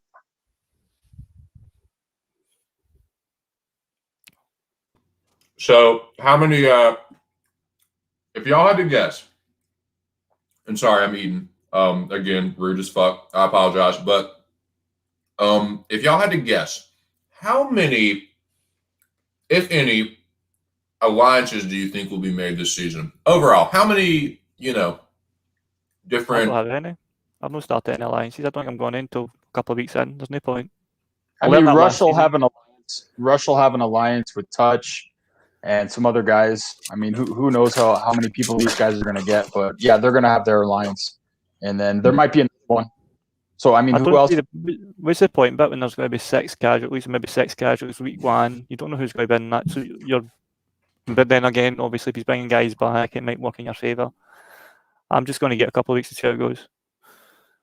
That's what I done Ryan last season. Like I was aligned with Bipolar. That was basically my only real alliance. And then obviously General and I were on a chat. That was like, I'm not going to say to you guys, no, we're not cool. Do you know what I mean? Like I'm going to like jump in the chat, talk away. But that was the one guy I had his back, if you know what I mean, because I didn't trust him. Yeah, Smith, you made an alliance with Bipolar Chris because he predicted that you were going to get the higher power that 1 week, and you did. The very I had next it before week. that. See, before that, we had alliance quite early on. You I did? I thought to myself, everybody else is like got established relationships. I'm new, so I thought he's new too. We'll jump in together, see how we going. But I'll be honest with you, I didn't think he was going to win it. I thought Rush was going to win it. Momentum touch had, I thought it peaked. I thought Rush was next. He was going to get it, and then if you look at their scores, it was close. But I underestimated Bipolar that last week. I need to apologise to him when I did actually speak to him and respect him because that was fucking brilliant. Yeah, he did a good job. 100%, man. It's gonna be fireworks, man. I can't wait for it. It just sucks that it's like we gotta sit here and wait for like 5,000 hours for the Mecca to actually start. We're gonna have to like go through this weekend and then wait a whole nother week, and then the shit will start popping off. But when it does, man, it's like it's great. It really is. Yeah, it sucks. It's like there's almost 2 weeks to wait, or like a week and a half. But it'll let all the shit marinate. Let all the know who the cast is tonight, and then we get to let everything just kind of settle in. Tape study going. I will admit to you guys, like a little secret. I was in Arkansas. Wouldn't do shit if you heard me do this. So I'm just gonna say it anyways. But yeah, I was okay. I was drinking one day and I was looking on Ark's stream and I thought he deleted one of my comments and I was like, I kind of got like a little bit furious about it because I was God, I'm a supporter of him. And then I was like, you had the nerve to delete one of my comments, and I gave you fucking $260. So I almost fucking laid into this cat on Oh, Twitter, my God. but no, I thought better of it. I messaged a couple other guys that I'm cool with, like Jimmy, and I was like, yeah, just talking to them for a minute before I actually like buried my own grave in the Mecca. So That's hilarious, dude. yeah, That's fucking funny, man. yeah. Dude, Hey, well, go ahead. no, I was gonna ask you 2 cents because I was trying to get into like these low key sci-fi shows that are like under the radar, like Dark Matter, and like Babylon 5. I've never seen any of that shit. Dude, there are some people like I have some, but like I'm pretty nerdy, but like I have some buddies of mine that are like, some of them are like super nerds, man. If you Mhm. mention the name Babylon 5, they will fucking bust a nut. That like fucking like sci-fi nerds swear by that fucking show, dude. Yeah, they had that one dude with like spots all over his skin. Like I don't know. It wasn't drawn into the show for some reason. Mm. You know what I'm talking about? Or maybe I'm thinking of Battlestar Galactica. It's one of them, man. I think it might be both of them. Battlestar No, it's Galactica was probably really- both of them. Yeah. It's I know weird. Battlestar Galactica is good. Yeah, it's weird because Battlestar Galactica and Babylon 5, both of them have like really good ratings. And I'm like trying to figure out which one is better. Like, which one do I need to watch? Is this the same show? Right. Yeah, I can't. I haven't seen either one of them personally, but yeah, there's one of my buddies that he really fucking likes. I can't remember which one it was. It might be Smiths, Battlestar did you see that? Did you see any of those Smiths? I've watched Battlestar Galactica. That's brilliant. The one that Ron Moore, I think that's the guy that made it. And it's good. Watch it. It's long, but it takes you a while. But once you get in it, it's kind of I'd watch it. Is it like one season? No, I think it's maybe 3 or 4. It's quite a lot of I seasons. might check that out. Battlestar Galactica. Binge it. It's good. You'll be surprised. There's a Yeah, lot of no, twists in it. That's the main. That's why I like the twists. I used to like Lost for the twist, and then that last season just fucking killed it. Man, Oh yeah, yeah. I was gonna Lost, tell aye. you since because I seen you posting like your best shows of all time. I don't remember what you do, but did you saw that show Sliders, right? I know what you're talking. Is Sliders the one with Jerry O'Connell? Yeah, dude. Yeah, I know what you're talking about. Oh yeah. I used to love that show, man. Dude, I used to like this fucking Nickelodeon show when I mean, this is like I'm fucking 12 or 13 or something, but it was this Nickelodeon show called The Tomorrow People. And it was kind of like that. They could fucking teleport and shit. That was the shit. Hell yeah. That's what I thought the shit was tight. I always wanted to have that fucking teleporting power. I never got into that show, but it sounds cool. I mean, I remember hearing about it. I did watch Tomorrowland recently. It's like George Clooney, some Tomorrowland one. I don't think I've Did seen you ever see that? I think I've heard of it, but I haven't seen it. Yeah, it's not that bad. Wasn't that bad of a watch. That was a good movie. With, Yeah, it was all right. With Chris Haley Berry. Was it Haley? No, I'm thinking. Oh, no, that's another one. No, yeah, this is George Clooney and the little girl. Yeah, that little girl, whatever her name is.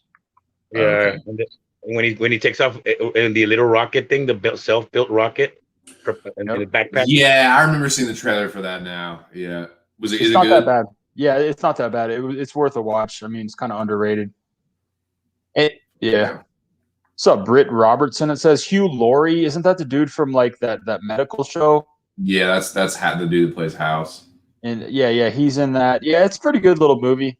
The other one is was it fucking The Space Between Us? It's like this kid that was born on Mars. He's like the first kid that was ever born on Mars, and Netflix. he's raped. Oh, is that on Netflix? Oh, that was a good movie, man. The Space Between Us is a fucking awesome movie.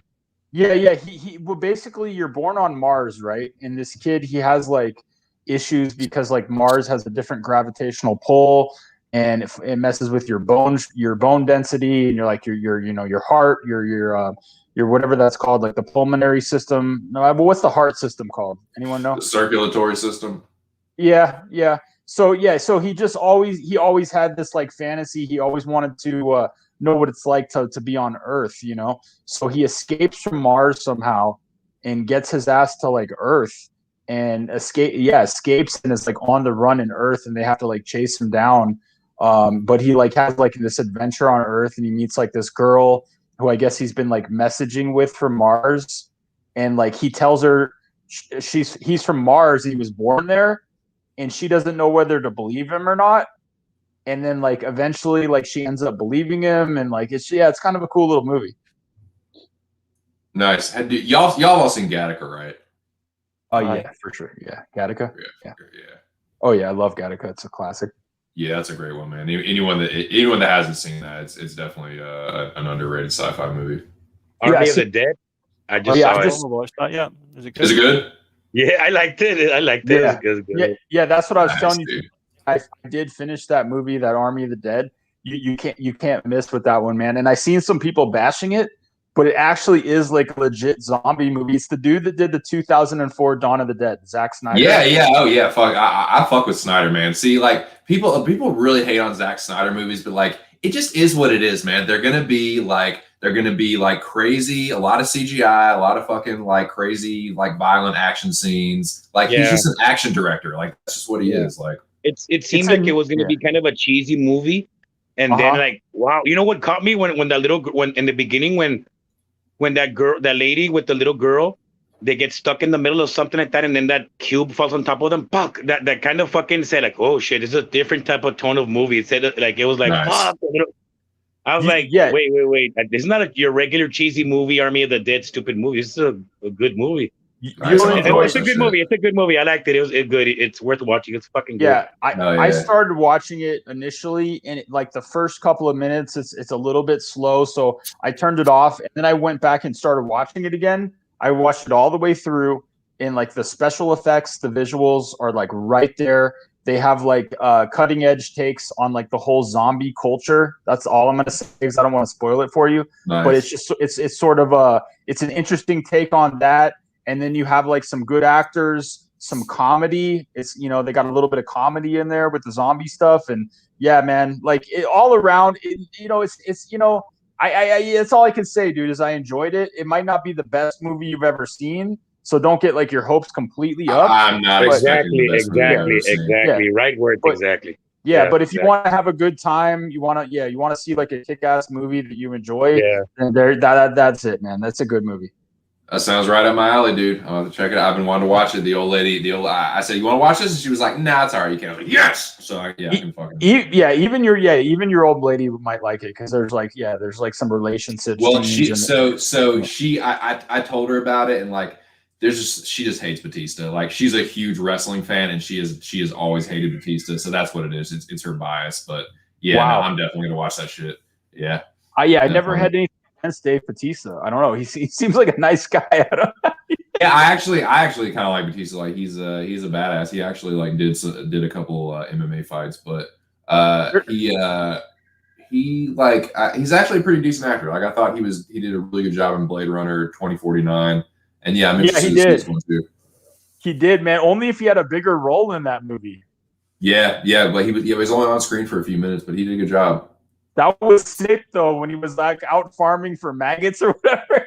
Yeah, he's out farming for maggots, and all of a sudden he's like him and fucking Gosling are going fucking toe to toe, slamming each other through walls, just like android fight right out the gate.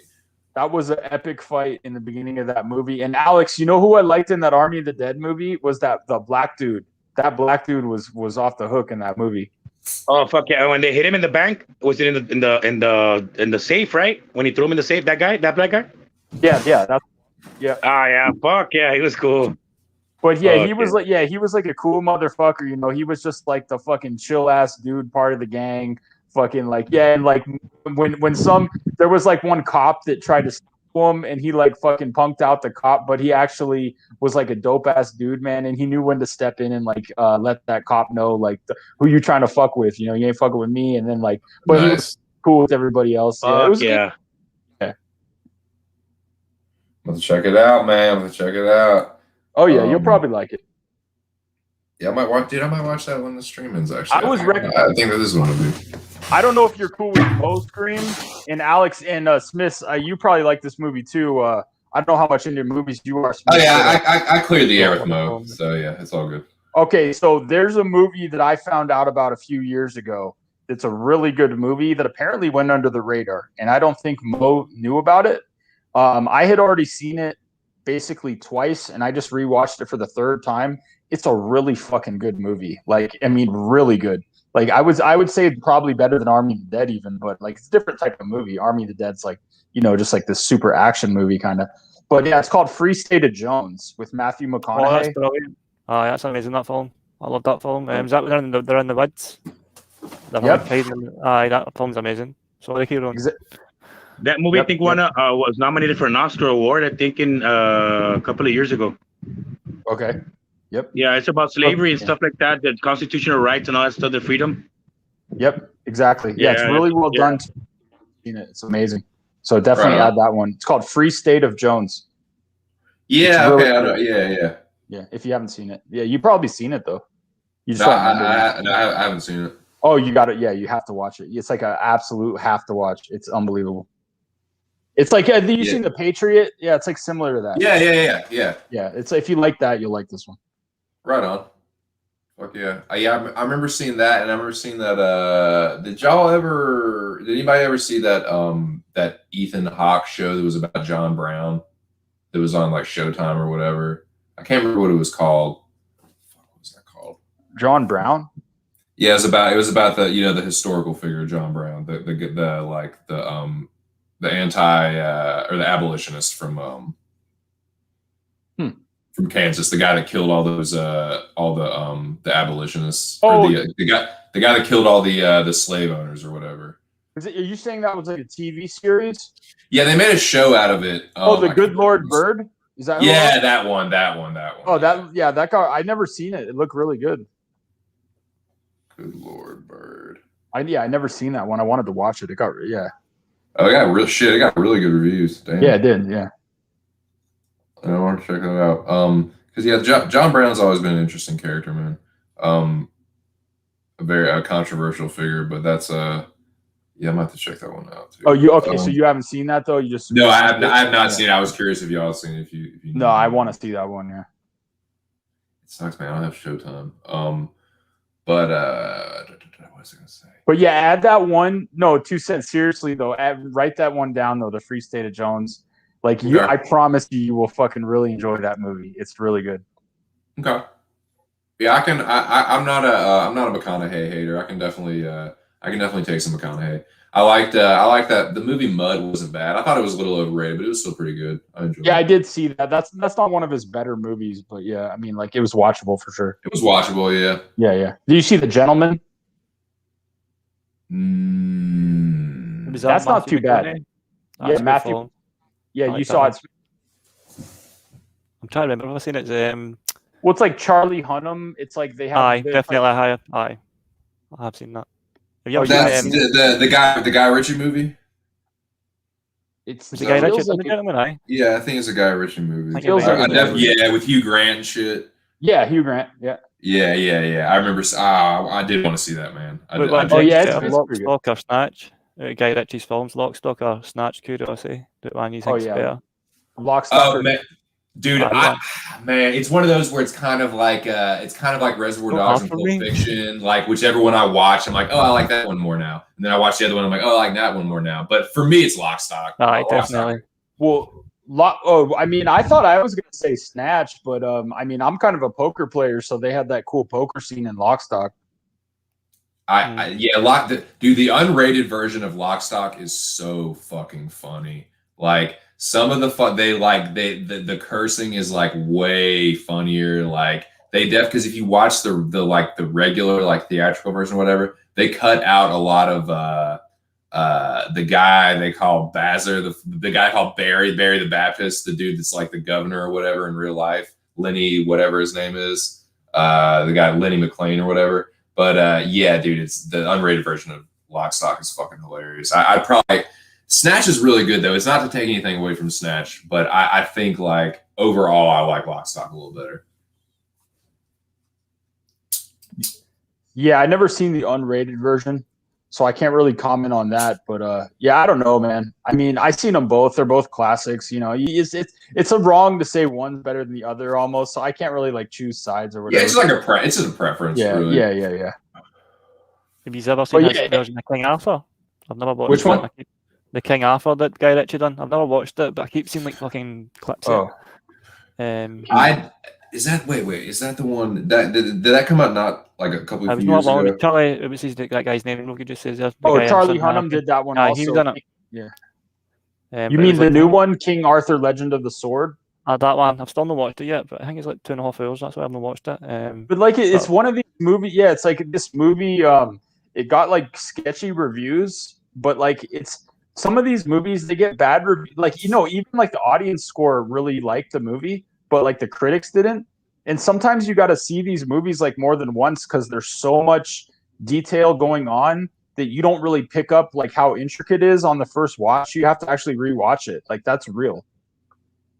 Mm-hmm. So yeah, I mean, no, I like that actor Charlie Hunnam a lot. That British actor from I like Yeah, he's pretty good.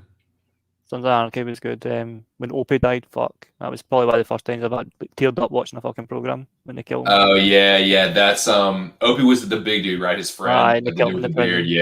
prison. Yeah. What do what are you Sorry. talking about? From Sons of Anarchy? Sons of You Anarchy. want to watch Sons of Anarchy, Rogue? No, I've seen it. No, but no, I mean like when Opie died. My favorite scene from that movie is when the dude is like hell bent on getting his son, like in Northern Ireland or whatever, wherever that is. Yeah. He's like he wants his son back, like he's fucking on a mission to get it, and then he sees his son fucking happy with this other family that it got put with, and he's like so conflicted about like his own desire to have his son, and like the fact that he realizes that his life is not right maybe for his son.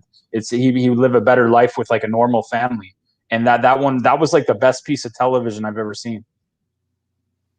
Nice. Yeah, I need to finish that show, man, because that's where I stopped watching it. Like, I stopped right after the shit where he goes to Ireland to get his son back. That after you did? like, part of the storyline, I haven't seen the rest. Yeah, I finished it, but yeah, it's a good show. The endings, Right. I'll not say them, but the ending to me was like, you could Oh, have made that better. Yeah. See the last scene, you know what I'm talking about, Rogue? The last scene, and it's like, really? I don't remember it clearly, no. Oh, never mind, mate. But no, I mean you can tell me. I'm not going to go and rewatch I'm not going to it. spoil it for Sense if he's not watched it. Like, No, I've already spoil seen. No, I've seen. Oh, of Sense. Well, he doesn't care. He's not going to. Which one are you talking about? Sons of Anarchy. Basically, the last scene. Yeah, it's all good. Y'all talk about it. Okay. Yeah. He basically kills himself, but basically he's on his bike, but to drive into a van or truck. Oh yeah, that's right. He fucking. It's like, kills come on, him. really? That's Oh yeah, dude. Shit. I'm gonna go and fucking kill myself like my dad. That's what he's built up to. Like, it's like, come on, nah. I'd much rather I'm going out like fighting. Do you know what I mean? But then the same again. That was crazy. Yeah, that last scene last scene was crazy. I remember that now. Yeah. You know, it's big programs. They always have like shitty endings. Like, there's very rare programs that have had actually good ending. Breaking Bad was a good ending. I enjoyed that one. Which one? Oh, Breaking Bad. I liked the ending in that. That was dude, yeah, that Breaking Bad is my all-time favorite show, and that was a similar ending because I liked it because I liked the way they wrapped it up. Purpose, it made sense, Rogue. You know what I mean? Where him, to me, that they just like. I think the writers must have just thought to themselves, right, how are we going to finish up now? We'll tie it back. He kills himself like his dad did. But during the seasons, it didn't feel like that was where it was going, but then it just took a twist. I thought that the ending made sense with Sons of Anarchy. I mean, it wasn't perfect. But why was execution maybe is a better word to way, how they executed it. It just looked to me, it was like at the end of it, I was like, that's shit. Like, well, why did he kill himself though? Because his wife wife die? His mom killed his wife, obviously. I think I don't know if his Wayne's took half of him. Obviously, yes. So can you imagine that? His wife, the mob killed his wife, and just everything, and like he was so conflicted. Like, yeah, a lot of people kill themselves. So you're not going to kill yourself if you get Wayne's. You know what I mean? To me, it's like basically they were saying he's just like his dad. That was the takeaway I got for it. Was basically saying, he's just because his dad supposedly done the same thing, but then they were saying his dad got murdered. Because his dad killed himself. Like, then did his dad kill himself or did they get murdered? That's what I'm saying. Because they say that past seasons that he get killed off his mom. Can't mind what's Ron Perlman's name. His dad like killed himself on a motorcycle or something too, something weird like that. Yeah. Mm-hmm. I don't exactly remember, but yeah, I see what you're saying, Smith. But yeah, no, that dude is a dope actor, and I think I told Just 2 Cents to watch the movie Lost City of Z. You probably seen it, Smith. You haven't seen it? Write it down. No. The Lost City of Z. The Lost City of Z. Yep. if that's Charlie Hunnam, it's a very well done movie. I guarantee you'll like it. It's Sleeper. Yeah, it's a sleeper. It's an adventure movie. They go into yeah. So what I was thinking, how long is the season of Mecca gonna last? It'll probably be like a little over 2 months, something like that. 2 months. Yeah. I'm definitely gonna do at least one hype stream every week, whether I'm in the competition or not. I've always said that. If I go out the first week, I'm still like, it'll be like some Obi-Wan shit. Like, I'll become powerful and you can never imagine, Doc. Like, I'll be doing this shit every week regardless. So I think this might be like the good Mecca hype day, because I usually do a recap show on Monday, and then on Friday I make my actual picks. So that can kind of be a Mecca hype show as well. But I might just make Wednesday just kind of talk about what happened in the week, as far as the Mecca goes. I don't know, man. Maybe I just combine the two together on Monday. I don't know. We'll see. I was just kind of thinking about that, but I definitely want to do at least a show a week. Sense, you know what you should do in your show? You should get like somebody on, like, so say they've survived the week, get them on and get them to get their picks up and like go through their picks, and they can tell you, I went right there, I went right there. That'd be interesting. You could analyze them, but then you're still in it, so it's kind of cheating. But it'd be fun. Right. Jackie boy, what's up, Jack? So Big Jack, actually, you know what's funny? Yeah, what's funny is Guy Ritchie actually directed that movie I just told you guys about. I didn't realize it doesn't even seem like a Guy Ritchie film, but yeah. You fucking ready, Jack? You ready to go? He ready for this Mecca? Yeah. Hey, Jack. Jack said he's gonna be in a minute. I don't know if you're gonna go that long. 2 cents. I don't know. I haven't made up my mind how long I'm gonna make this stream. It's not gonna be too much longer. I may not be streaming anymore. I'm not sure. I like that shit fucking with Richard Gere, dude, like First Night. Did you ever see that one? Have not seen that one. That's about when was that, the 90s? Which one? Was that in the 90s, that one? First Night?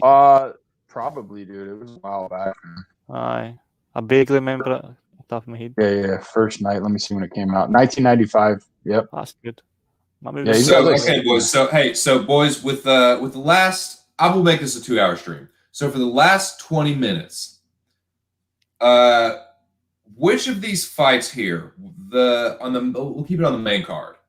Which of the main card fights do you think will be the most hotly contested? Which one do you think is going to split the Mecca picks like right down the fucking middle?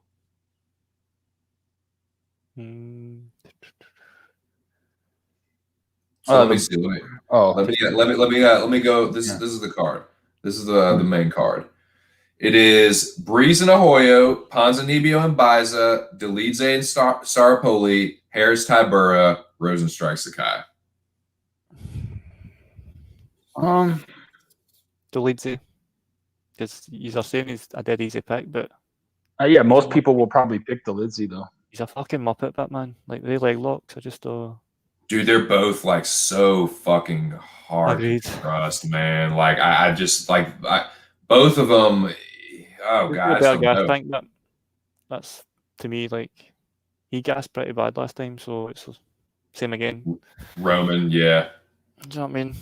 Messi. He has more power, but it's like he does gas, man. Like and Staropoli, like his losses really aren't that bad, I guess. Like Salikov and Means are both like pretty fucking good fighters. Like they both have pretty decent striking.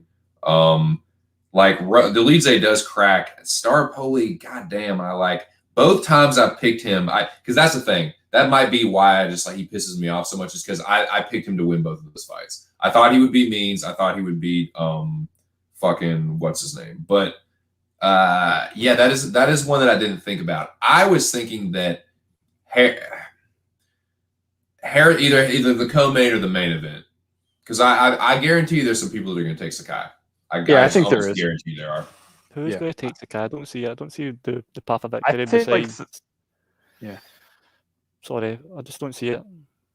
Yeah, I see it's like What? 30, maybe 25, 30% of the people will take Sakai. I don't know. Like, I mean, I can't personally do it. I think he's got a chance to win, but like, yeah, there's no way you'll catch me betting on Sakai. Yeah. I think the co-main. I know who I'm picking. I know that I'm on Rosenstrike, but I can see the argument for Sakai, I guess, because he's the better grappler. Like he does have a brown belt. If he does get Rosenstrike down, he's a big boy. So he might be able to get him out of there. But Rosenstrike's takedown defense isn't that terrible, and I think he is the better kickboxer. So I do favor him. But I know there's gonna be some people like Sakai is like such a fucking touch pick. It's not even funny. Like I mean, you know what I'm saying? Like the Latifi Bozer one could go either way. So like, if you really did take a shot on Latifi, and everybody else, if Bozer lost, that would pretty much secure your spot. But like, I don't know, man. I don't know. I don't know if that's a smart play, to do that. but Bozer and Latifi, you mean taking Bozer? Yeah, like I don't know who to take in that one. Like, I mean, Bozer seems like the smart play, but it's not guaranteed. Latifi's just slow, but like he's grappling might be better, but it's heavyweight, isn't it? He has like more power in his hands, though. Latifi, I think. I think he's still. To be honest, I don't think he's like a full size heavyweight. Like Bosner should be hopefully. Yeah, like volume, Latifi's kind of a points. puffed up heavyweight. Yeah, Bozer's the You know same what I thing. Bozer's super I know, small. I agree. Yeah, Bosner- Bozer isn't a big heavyweight either, but he is like 6 inches taller. He has Do you know a what I mean? 2-inch reach advantage. If So you what'd go you say? back, yeah. He's What? got faster hands. His hands will be a lot quicker. It's just the Yeah, grappling. I agree. Hands might be quicker, but he doesn't have as much power in his hands. Latifi has more power in his. Bozer is like a kicker, dude. He doesn't have a ton of. Bozer does have power. I mean, he knocked out Lenz and he knocked out what's his fuck. I mean, they're not the greatest fighters ever, but he does have a little pop. But he has been primarily in the UFC. He's been mostly just a point fighter, but in the last couple fights, he's gone for it a little bit more. But yeah, I would say Latifi more one shot power from Latifi. Yeah, I would say that's pretty fair. If you look at the record of who these guys have fought, 100% Ilir Latifi has been in there with the better competition. It's not even close. Yeah. Oh yeah, no doubt. For sure. It's I mean, Cyril. Yeah, he lost to Cyril Gahn. Yeah. Yeah. No. Yeah. I do just think like Latifi at heavyweight. I don't know about that. He's a pretty small dude. But I don't know. But he is. I would say he's a better grappler. He's definitely a better wrestler. So yeah, I'll take that one a little bit. I'm definitely leaning Tanner Bozer, but I'm not sure. So Tanner, so Tanner weighed in last fight at 232 pounds. Mm-hmm. Latifi weighed in last fight at 246. So Latifi will be the bigger guy in this. So I think you can kind of throw the argument off the table that like Latifi's small because he is going to be the bigger guy in the fight probably. I'm talking about height, just like height. I'm talking about he's a lot shorter. Well, yeah, no, height-wise, but just weight, though. Weight and strength. I agree. Yeah. I just think... Yeah, go ahead, Smith. I don't think is he going to be exposed enough? You think, how's he going to win? You think round one? You think Latifi's going to finish on round one, ground and pound, get him down? Do you think he's going to be able to do it for 3 rounds? Because I struggle to see that today. Like, I can see Bosner probably even finishing him late. Like, with duty volumes against the cage, just smashing him up. But then, I'd need to see him face off for that, Joe say it. But I think, right now, I'm on Bosner. I just think either decision or round 3 finish, maybe even early. Yeah, that's a good point by Jack. Tanner does fight on the outside. He fights behind the low kick, and can't remember how his jab is, but I know that he throws a steady diet of low kicks. Now that could end up getting him taken down. So yeah, I think if you're on Latifi, you're probably thinking like he clips Bozer, but Latifi is like. He does gas, man, and that's one thing that I kind of worry about with him. But yeah, that's actually not a bad one. That's actually I know there must be. You will not be the only one on the TV. I guarantee you that. Right? Yeah, there's going to be some people on him, and yeah, I mean, I guess he had a really close fight with Derek Lewis. I think I remember Jack even saying that like he thought he beat Derek Lewis. So, like, imagine Derek Lewis, the Black Beast, going up against Tanner Bozer. I don't think there's going to be many people picking Bozer. I mean, I think most people would probably pick Lewis in that one. Best estate Bozer would probably win if Lewis didn't actually clip him.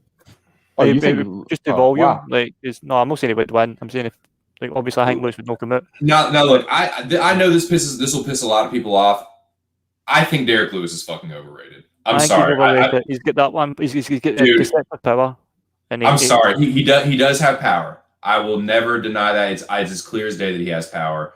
But like, dude, he's been chinned 4 fucking times, and like the guy, like he's not really. He kind of has a fucking trash skill set. Like he has the one hitter quitter. He's got a good uppercut. He's got a good fucking overhand. But dude, he's kind of trash. Like he's like the fucking MMA version of Wilder without the championship status to me. Well, he's a hell of a lot stronger than Wilder. I mean, or like thicker at least. Like he does have ridiculous power, but like, man, like I don't know. I don't rate Derek Lewis as highly as some people. So he beat Bogoy Ivanov in a split. Ivanov is a recognizable guy. He beat Latifi. Ivanov is slow, but you don't like Ivanov?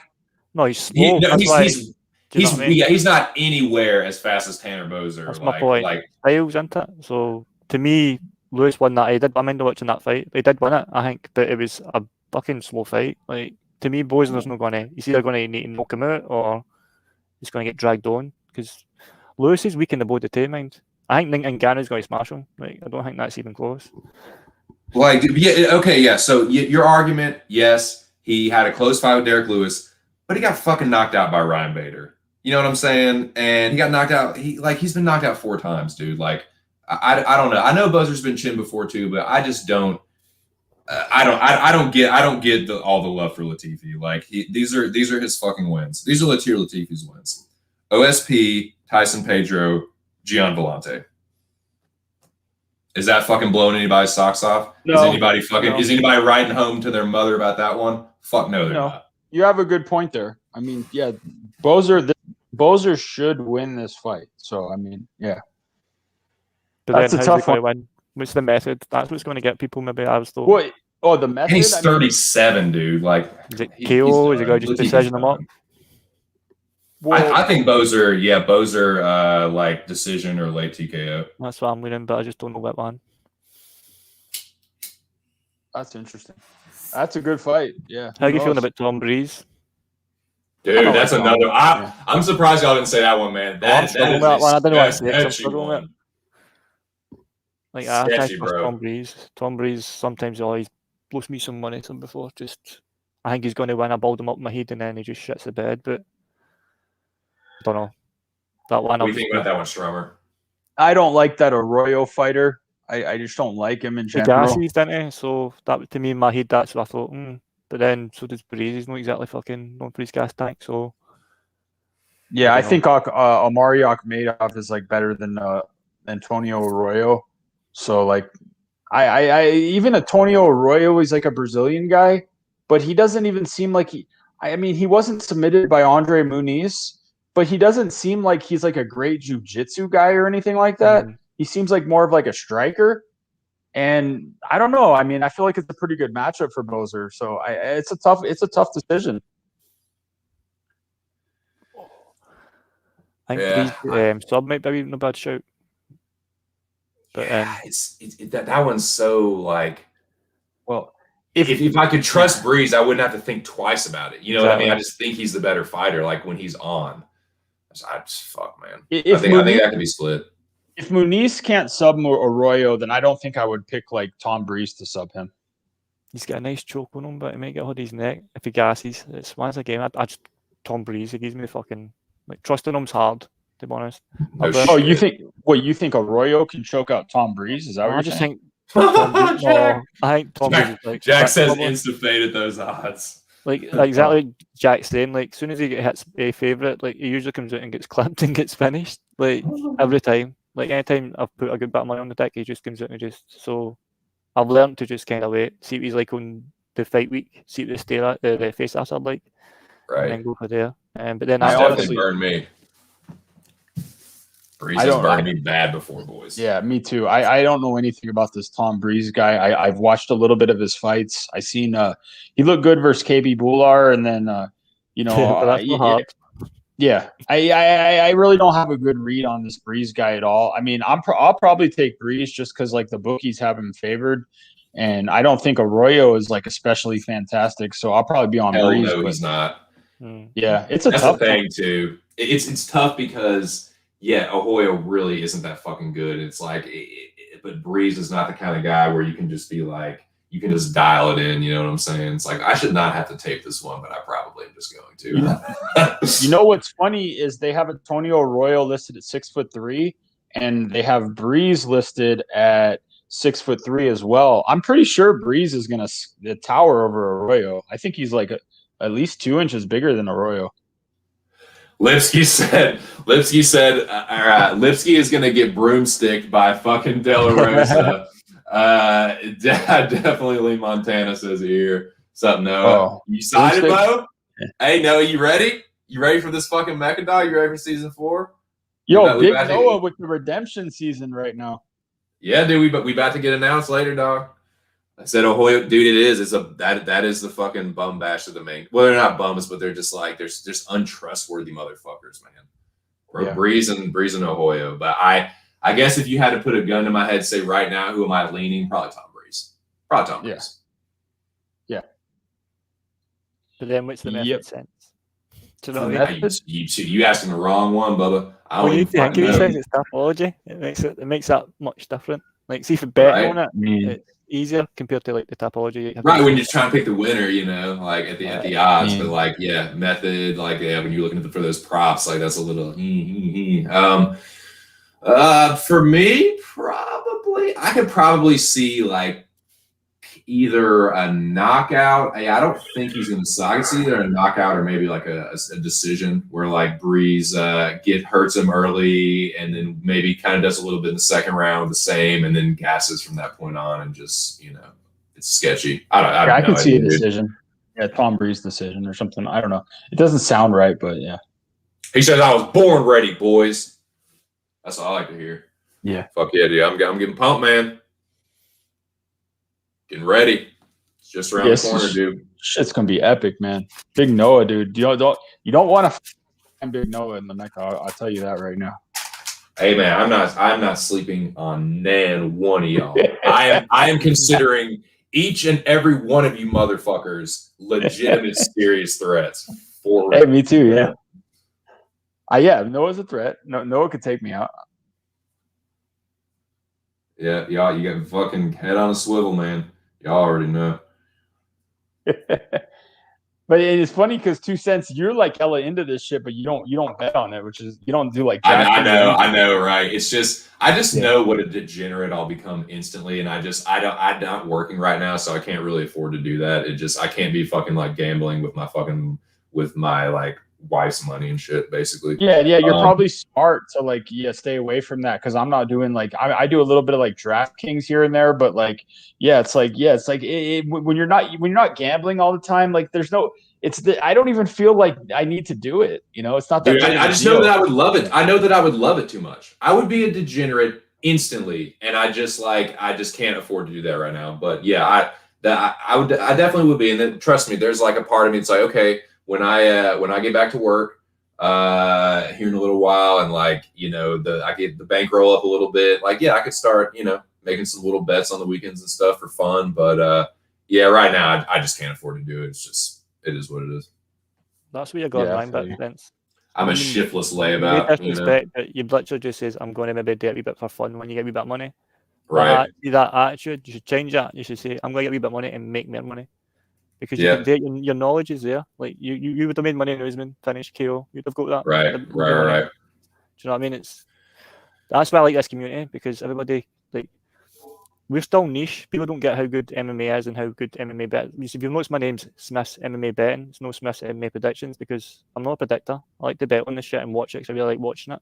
Even if I Right. lost money, I budget. Like I've worked out a budget. So I've built myself up for £50 a week to, £50 an event to 150 every event, and I've got a system where I don't like. So I'll keep £100 for in play, and I'll spend £50 on pre-event bets, and then I work out. Wait, do I need to double up? Do I need to sell? So you can average out to always to make a return if you live bet it. That's the trick. But most Americans, the way you use bet, it's funny to me because you are betting £400 to win.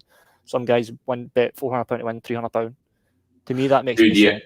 Yeah, so are you? Would you say that the live betting is It's is easy. something? It's brilliant. Yeah, yeah. Because dude, there are so many times where I'm watching the fight and like, okay, I can see how this one is going. This dude is gassing real bad. He's about to get finished. Like, you know.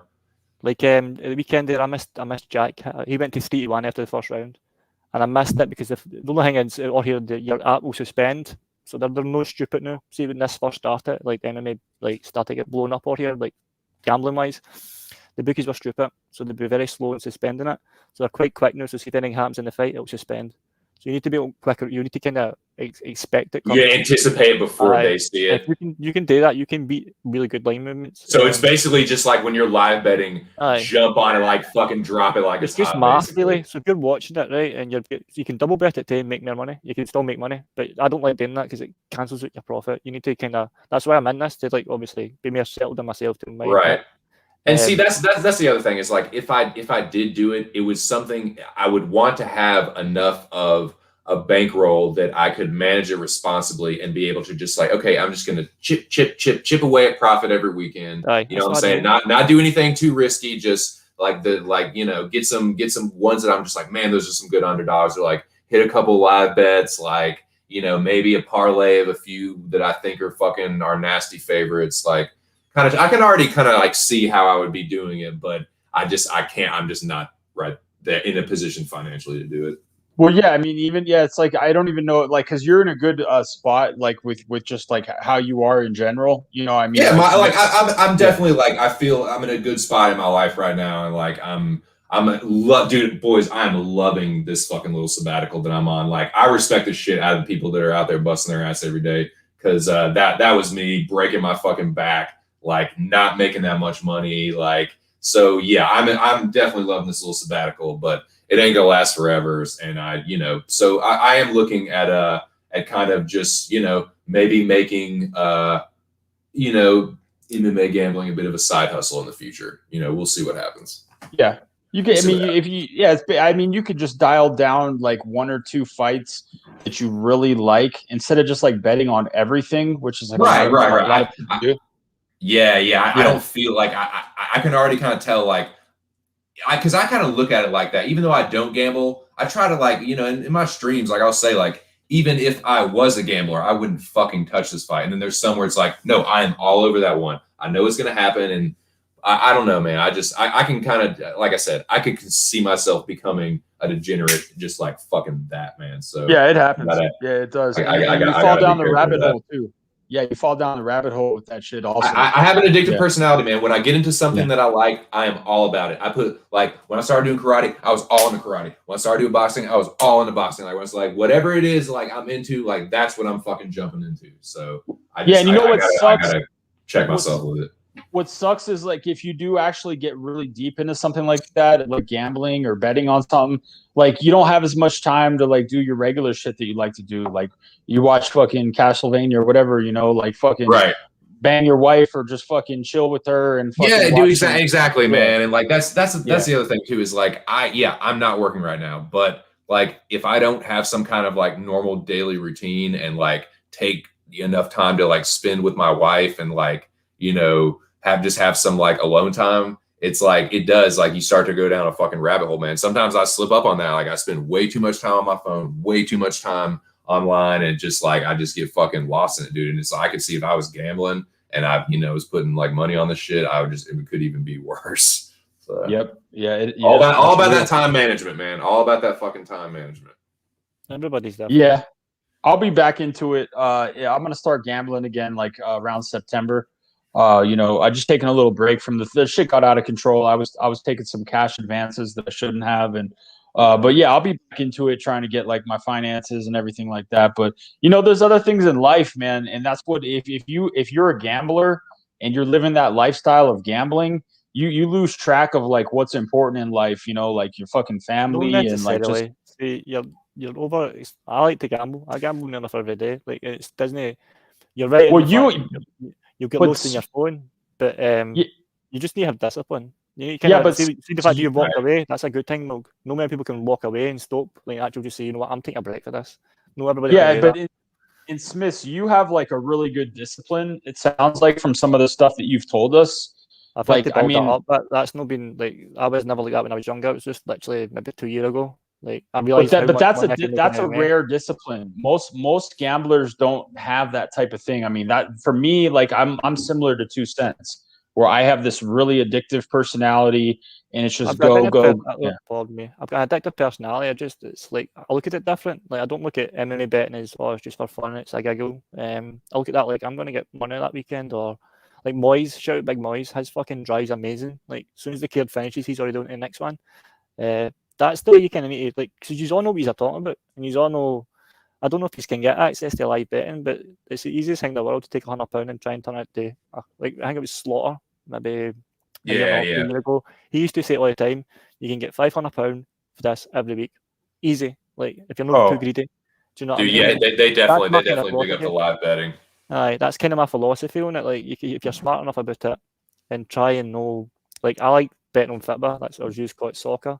That's my Mhm. fucking vice. I need to stop that and calm that shit down because I can lose 30, £40 a day on that if I'm just betting me 5, 10. My style's different for most people. I don't take big bets. I'll do wee £5 bets and I'll bet 6 to 8 selections. And if that hits, that's like 20 to 1, get £100. And I'll take that £100 and I'll turn that £100 off. So I'm trying to like build up. So by the time I get to the UFC, I've already made money and I've got the bookies money. If that makes sense. But it doesn't What do you happen. do with that soccer money? The football money? Do you bet I on try like and the Scotland leagues, or you bet on like the English leagues? I'll bet in everything. I'll bet in the Italian, the Spanish, or like Oh, see if I'm on everything. my app. Okay, yeah. It's quite easy to sit in your app and like see we've got betting apps all here and play. So if you're watching a game, I always like to watch it like man. Right, I think Man U's getting beat right now. 2 seconds. I'll check it now. Yeah, that soccer shit is insane when it comes to gambling because like out here in like the United States, we don't really have like soccer bets. I mean, there is like soccer, but it's not really I mean, but if you're gonna bet, you either bet on one side or the other. So you either bet on like the Yankees to win or like the Giants. You know, it's like one team or I've the been other. trying your American sport lately with your spreads. That's interesting. You see when you're live betting and you're betting, so it's basketball. I made a wee bit of money in Christmas time with basketball, betting the live spread. So I think it's at one point one team was doing like 15 points, but they were the favourite before the game started. So I thought, well, bet them the new. I think it was like plus 12. You'll get me them. It's easy money, like because within 5 minutes they're already like close to their score and they were never going to get caught. If that makes sense, I like that fact. But Oh yeah. Fitbit's totally different out here. It's the way we bet in the UK is totally different to the way you bet. You've got a lot more discipline. We use your single bets, your 2, your 3s. When I say I'm parlaying up a bet, I'm betting 5 to 6 selections, easy. 6 to 8 selections, easy. Yeah, on the On everything. parlays. On MMA, on Fitbit, because to me it's easy to work out a system. So see if it starts to get. So do you mean Ms. Smith? Do you mean the number? That's the number of parlays, or that's the number? Like that's how many No, I'm legs in talking each about the parlay? selections in the parlay. So Okay. Well, I'll try and give you an example of what I do with MMA. So if I've got £100, I'll keep the £100 for in play. I start with my £50 and I'll do maybe 3 or 4 bets. I've been falling down the trap where I try a bigger bet, like a £25 bet. I guess the ones I've been sending you, Rogue, and always 1 or 2 is doing it. You know what I mean? It's stupidity because I'm doing 6 to 8 selections. Because I think it was last year, I won 6 or 8 bets. Like, I think it was like £35, £50 bets. I'd hit them. It was quite easy to hit 6 selections, 8 selections on MMA. But this year's been fucking murder.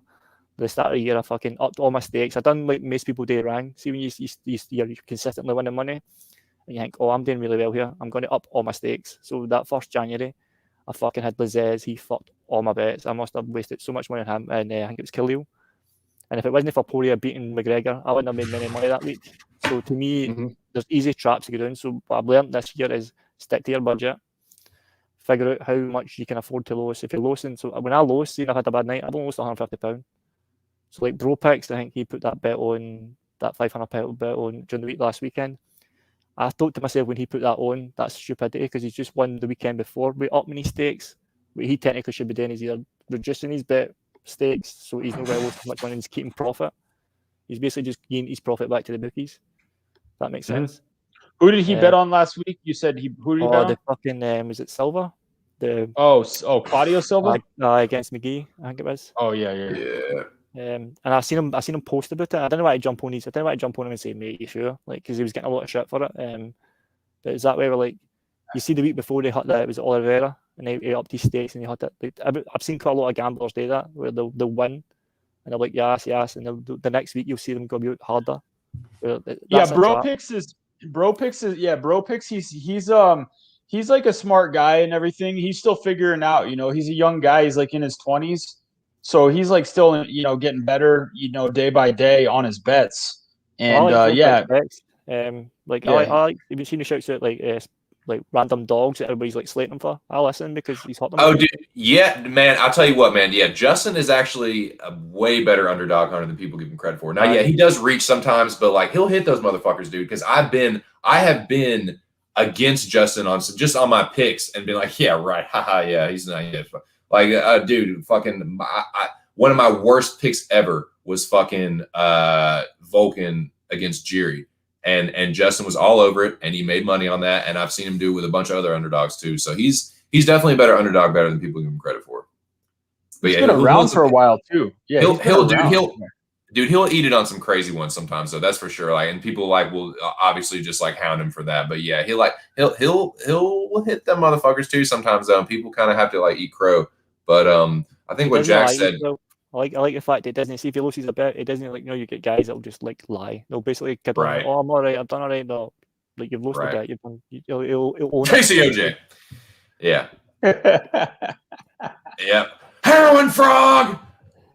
Hey, yeah, I lost all my UFC bets, but actually, last minute I bet 5,000 on the Celtics. No matter what happens, I made at least $1,000. Okay. Every single time, I never seen every time. No matter what happens, pick a week, he made over $1,000. Yeah, it wasn't $400. It was at least 1,000 every time. Yep. Because even when he had bad weeks, there would be some other sport that he bet on that no one ever heard about that he came out of nowhere. Oh, well, yeah, at the last minute I made $2,000. And I bought it. I ate that shit up. Like I was like, oh really? Okay, I did too, man. I did too. Did you Heroin frog. I know they shoved a snowboard up your shingles taint. God, I wish I had been in there for that one. I wish I had been able to stay awake. That because when I was listening, I woke up the next morning on like Sunday morning. I was listening. I was just crying, laughing. I'm at my mom's house, like fucking. Are you okay? I'm just Shit was funny how he's so mad about the snowboards. Like Arkansas never got to go snowboarding in like Arkansas or whatever. Dude, that shit, man. He roasted him so fucking good, man. That was fucking beautiful, my friend. Oh god, that was good. Well, boys, I think I'm going to get some final words from the both of you, if that's all right, and then I think I'm gonna start wrapping this one up. I got some things to take care of, and I'll give it one last Mecca shout out. But I want to first of all thank both of you for coming on, and whoever would like to go first, give me some final words. I'll go first, and I'll let Smith do the final dip out. But yeah, man, it was a cool stream. Came in, we had a good little chat, man. It was definitely a change up here in Smith's MMA with his great Scottish accent, giving us a little betting advice. I appreciate that. And man, it was super fun, and I'm hyped up for this Mecca. And I wish you guys both luck. I most likely will not be voting you guys out, but like 2 Cents said, everybody's coming for each other's heads. So I mean, you never know what's going to happen, but it's all good. And peace out to y'all, brothers. Yes, indeed. Best of luck to you as well, my friend. And you're welcome on here anytime. Thanks for joining me. There he is, Rogue Strummer. Well, Smith, can I get some final words from you? Yeah, thanks very much for having me on. Apologise to the community for not getting on quicker. I'll try and get on more when I can. Just time in life. Looking forward to Mecca. Quite excited. I quite like the game. The game's brilliant. The art's created. It's song different. Nobody gets it, but when you get it, you get it. And wish you luck, get sense. I will chop your head off if I have to. Like, there's no sweat there. Do it. You know that. I'll be quite violent about it too, because I think if you got to chop somebody's head off, chop it off right. Strike hard, strike well. That's all I gotta my good say. start, and Make it I'll clean. speak to you soon. Thanks, guys. Thanks, brother. There he is, Smith's MMA Betting. Appreciate you joining me, Smiths. Good to hear your voice. Good as always to have Rogue Strummer join me on panel as always. Well, boys, y'all know what fucking time it is. Y'all know what fucking time it is. Season 4 is almost upon us. The Rabid Dog, Mr. Arkansas himself, will be announcing the official Season 4 Mecca cast tonight. A lot of you that have joined me in the chat today, most of you, and 2 of you that were on panel, are all going to be in that cast. It's going down, boys. It's almost here. Y'all fucking ready? Your boy's ready. Your boy's ready to go. I got all my fucking weapons locked and loaded. I got smoke for everybody in this mother. I got smoke for all 31 of you motherfuckers. Yeah, man, it's going to be a lot of fun, dude. I can't wait. We're going to find out. We're going to find out who's in it. We're going to find out who's in it to win it, boys. What y'all think? What y'all think, man? Sure is. Dropping tonight. There you go. If you don't know what the fuck I'm talking about, subscribe to Mr. Arkansas. I don't know what else to tell you. Yeah, man. Tough picks. Gonna be some tough picks. But yeah, good, great discussion with Rogue and Smiths. Definitely gave me some good insight. Always like to hear other perspectives, and definitely always gives me some shit to think about. Gonna go back to tape study. Gonna be diligently tape studying. I'm not gonna do like the ones that I've already made up my mind on. Kind of, that's just what it is. The ones that I am just kind of like, I'm kind of leaning this way. No, I'm taping all that shit. I'm not going to overthink it, but I'm definitely going to tape it. Definitely going to tape it. I'm crossing the T's and dotting the I's.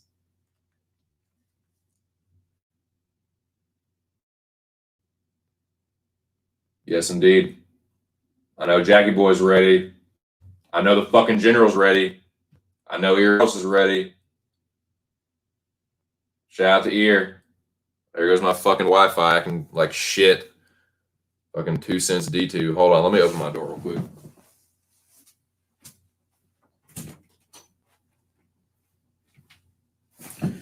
Sorry, boys. The router's in the other room, and when the door is closed, sometimes it gets really. That's the thing that sucks, man. Like I like being on my laptop when I do these streams. I feel like that I get better sound quality, and I like when people come on panel, I have a better set of headphones. I just have a better setup with a laptop. But sometimes the reception fucking sucks and it goes out. So I apologize. But yeah, man. We're gonna find out who's in it to win it. 32 competitors.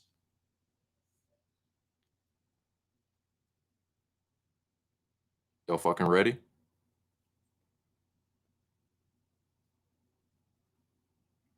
Get your asses in gear. Just around the corner, boys.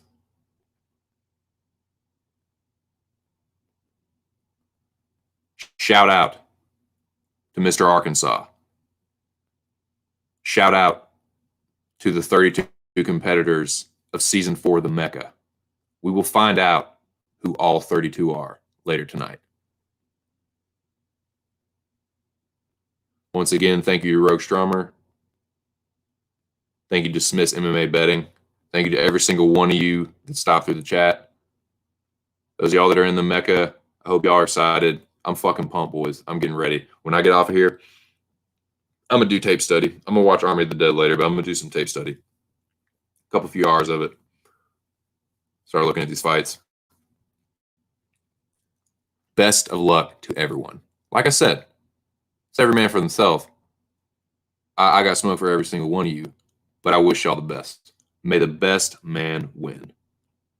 This is going to be such a fucking fun season. I can't wait, man. I'm going to be hyping it, pumping it, fucking whatever, words you want to use. That's what I'm going to be fucking doing. Win or lose. I'm going to win it, though. To be clear, third time's a charm.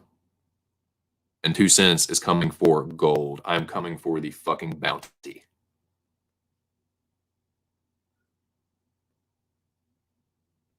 Sorry, I just got yelled at. My wife is trying to sleep. So yeah, I don't care. I'll wake her up. I'll wake her ass up anyway. No, man. Like I said, shout out to the Rabbit Dog. Shout out to everyone that's gonna be in the Mecca. We're gonna find out tonight, boys. We're gonna find out who's in it. I'm fucking ready. Hope y'all are.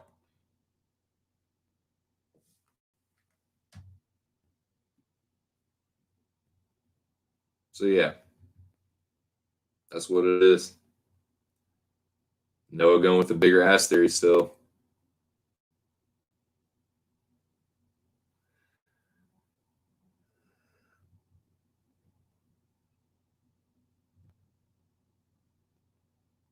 Yep, the Harris one is dangerous, man.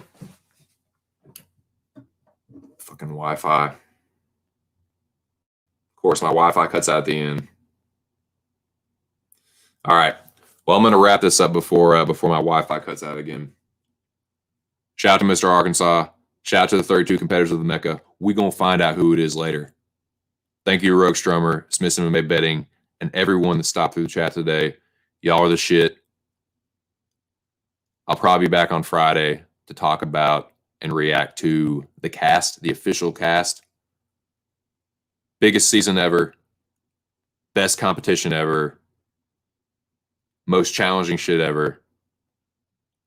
More twists, more surprises, more backstabbings, more betrayals, more fucking glory. Mr. Arkansas's Mecca is about to go down. This is just my 2 cents. I appreciate everyone that joined me. I hope y'all have a good afternoon, and I will be anxiously waiting and anticipating Mr. Arkansas stream so we find out who's in this season. Y'all have a good evening. I'll catch you on the next one. Peace.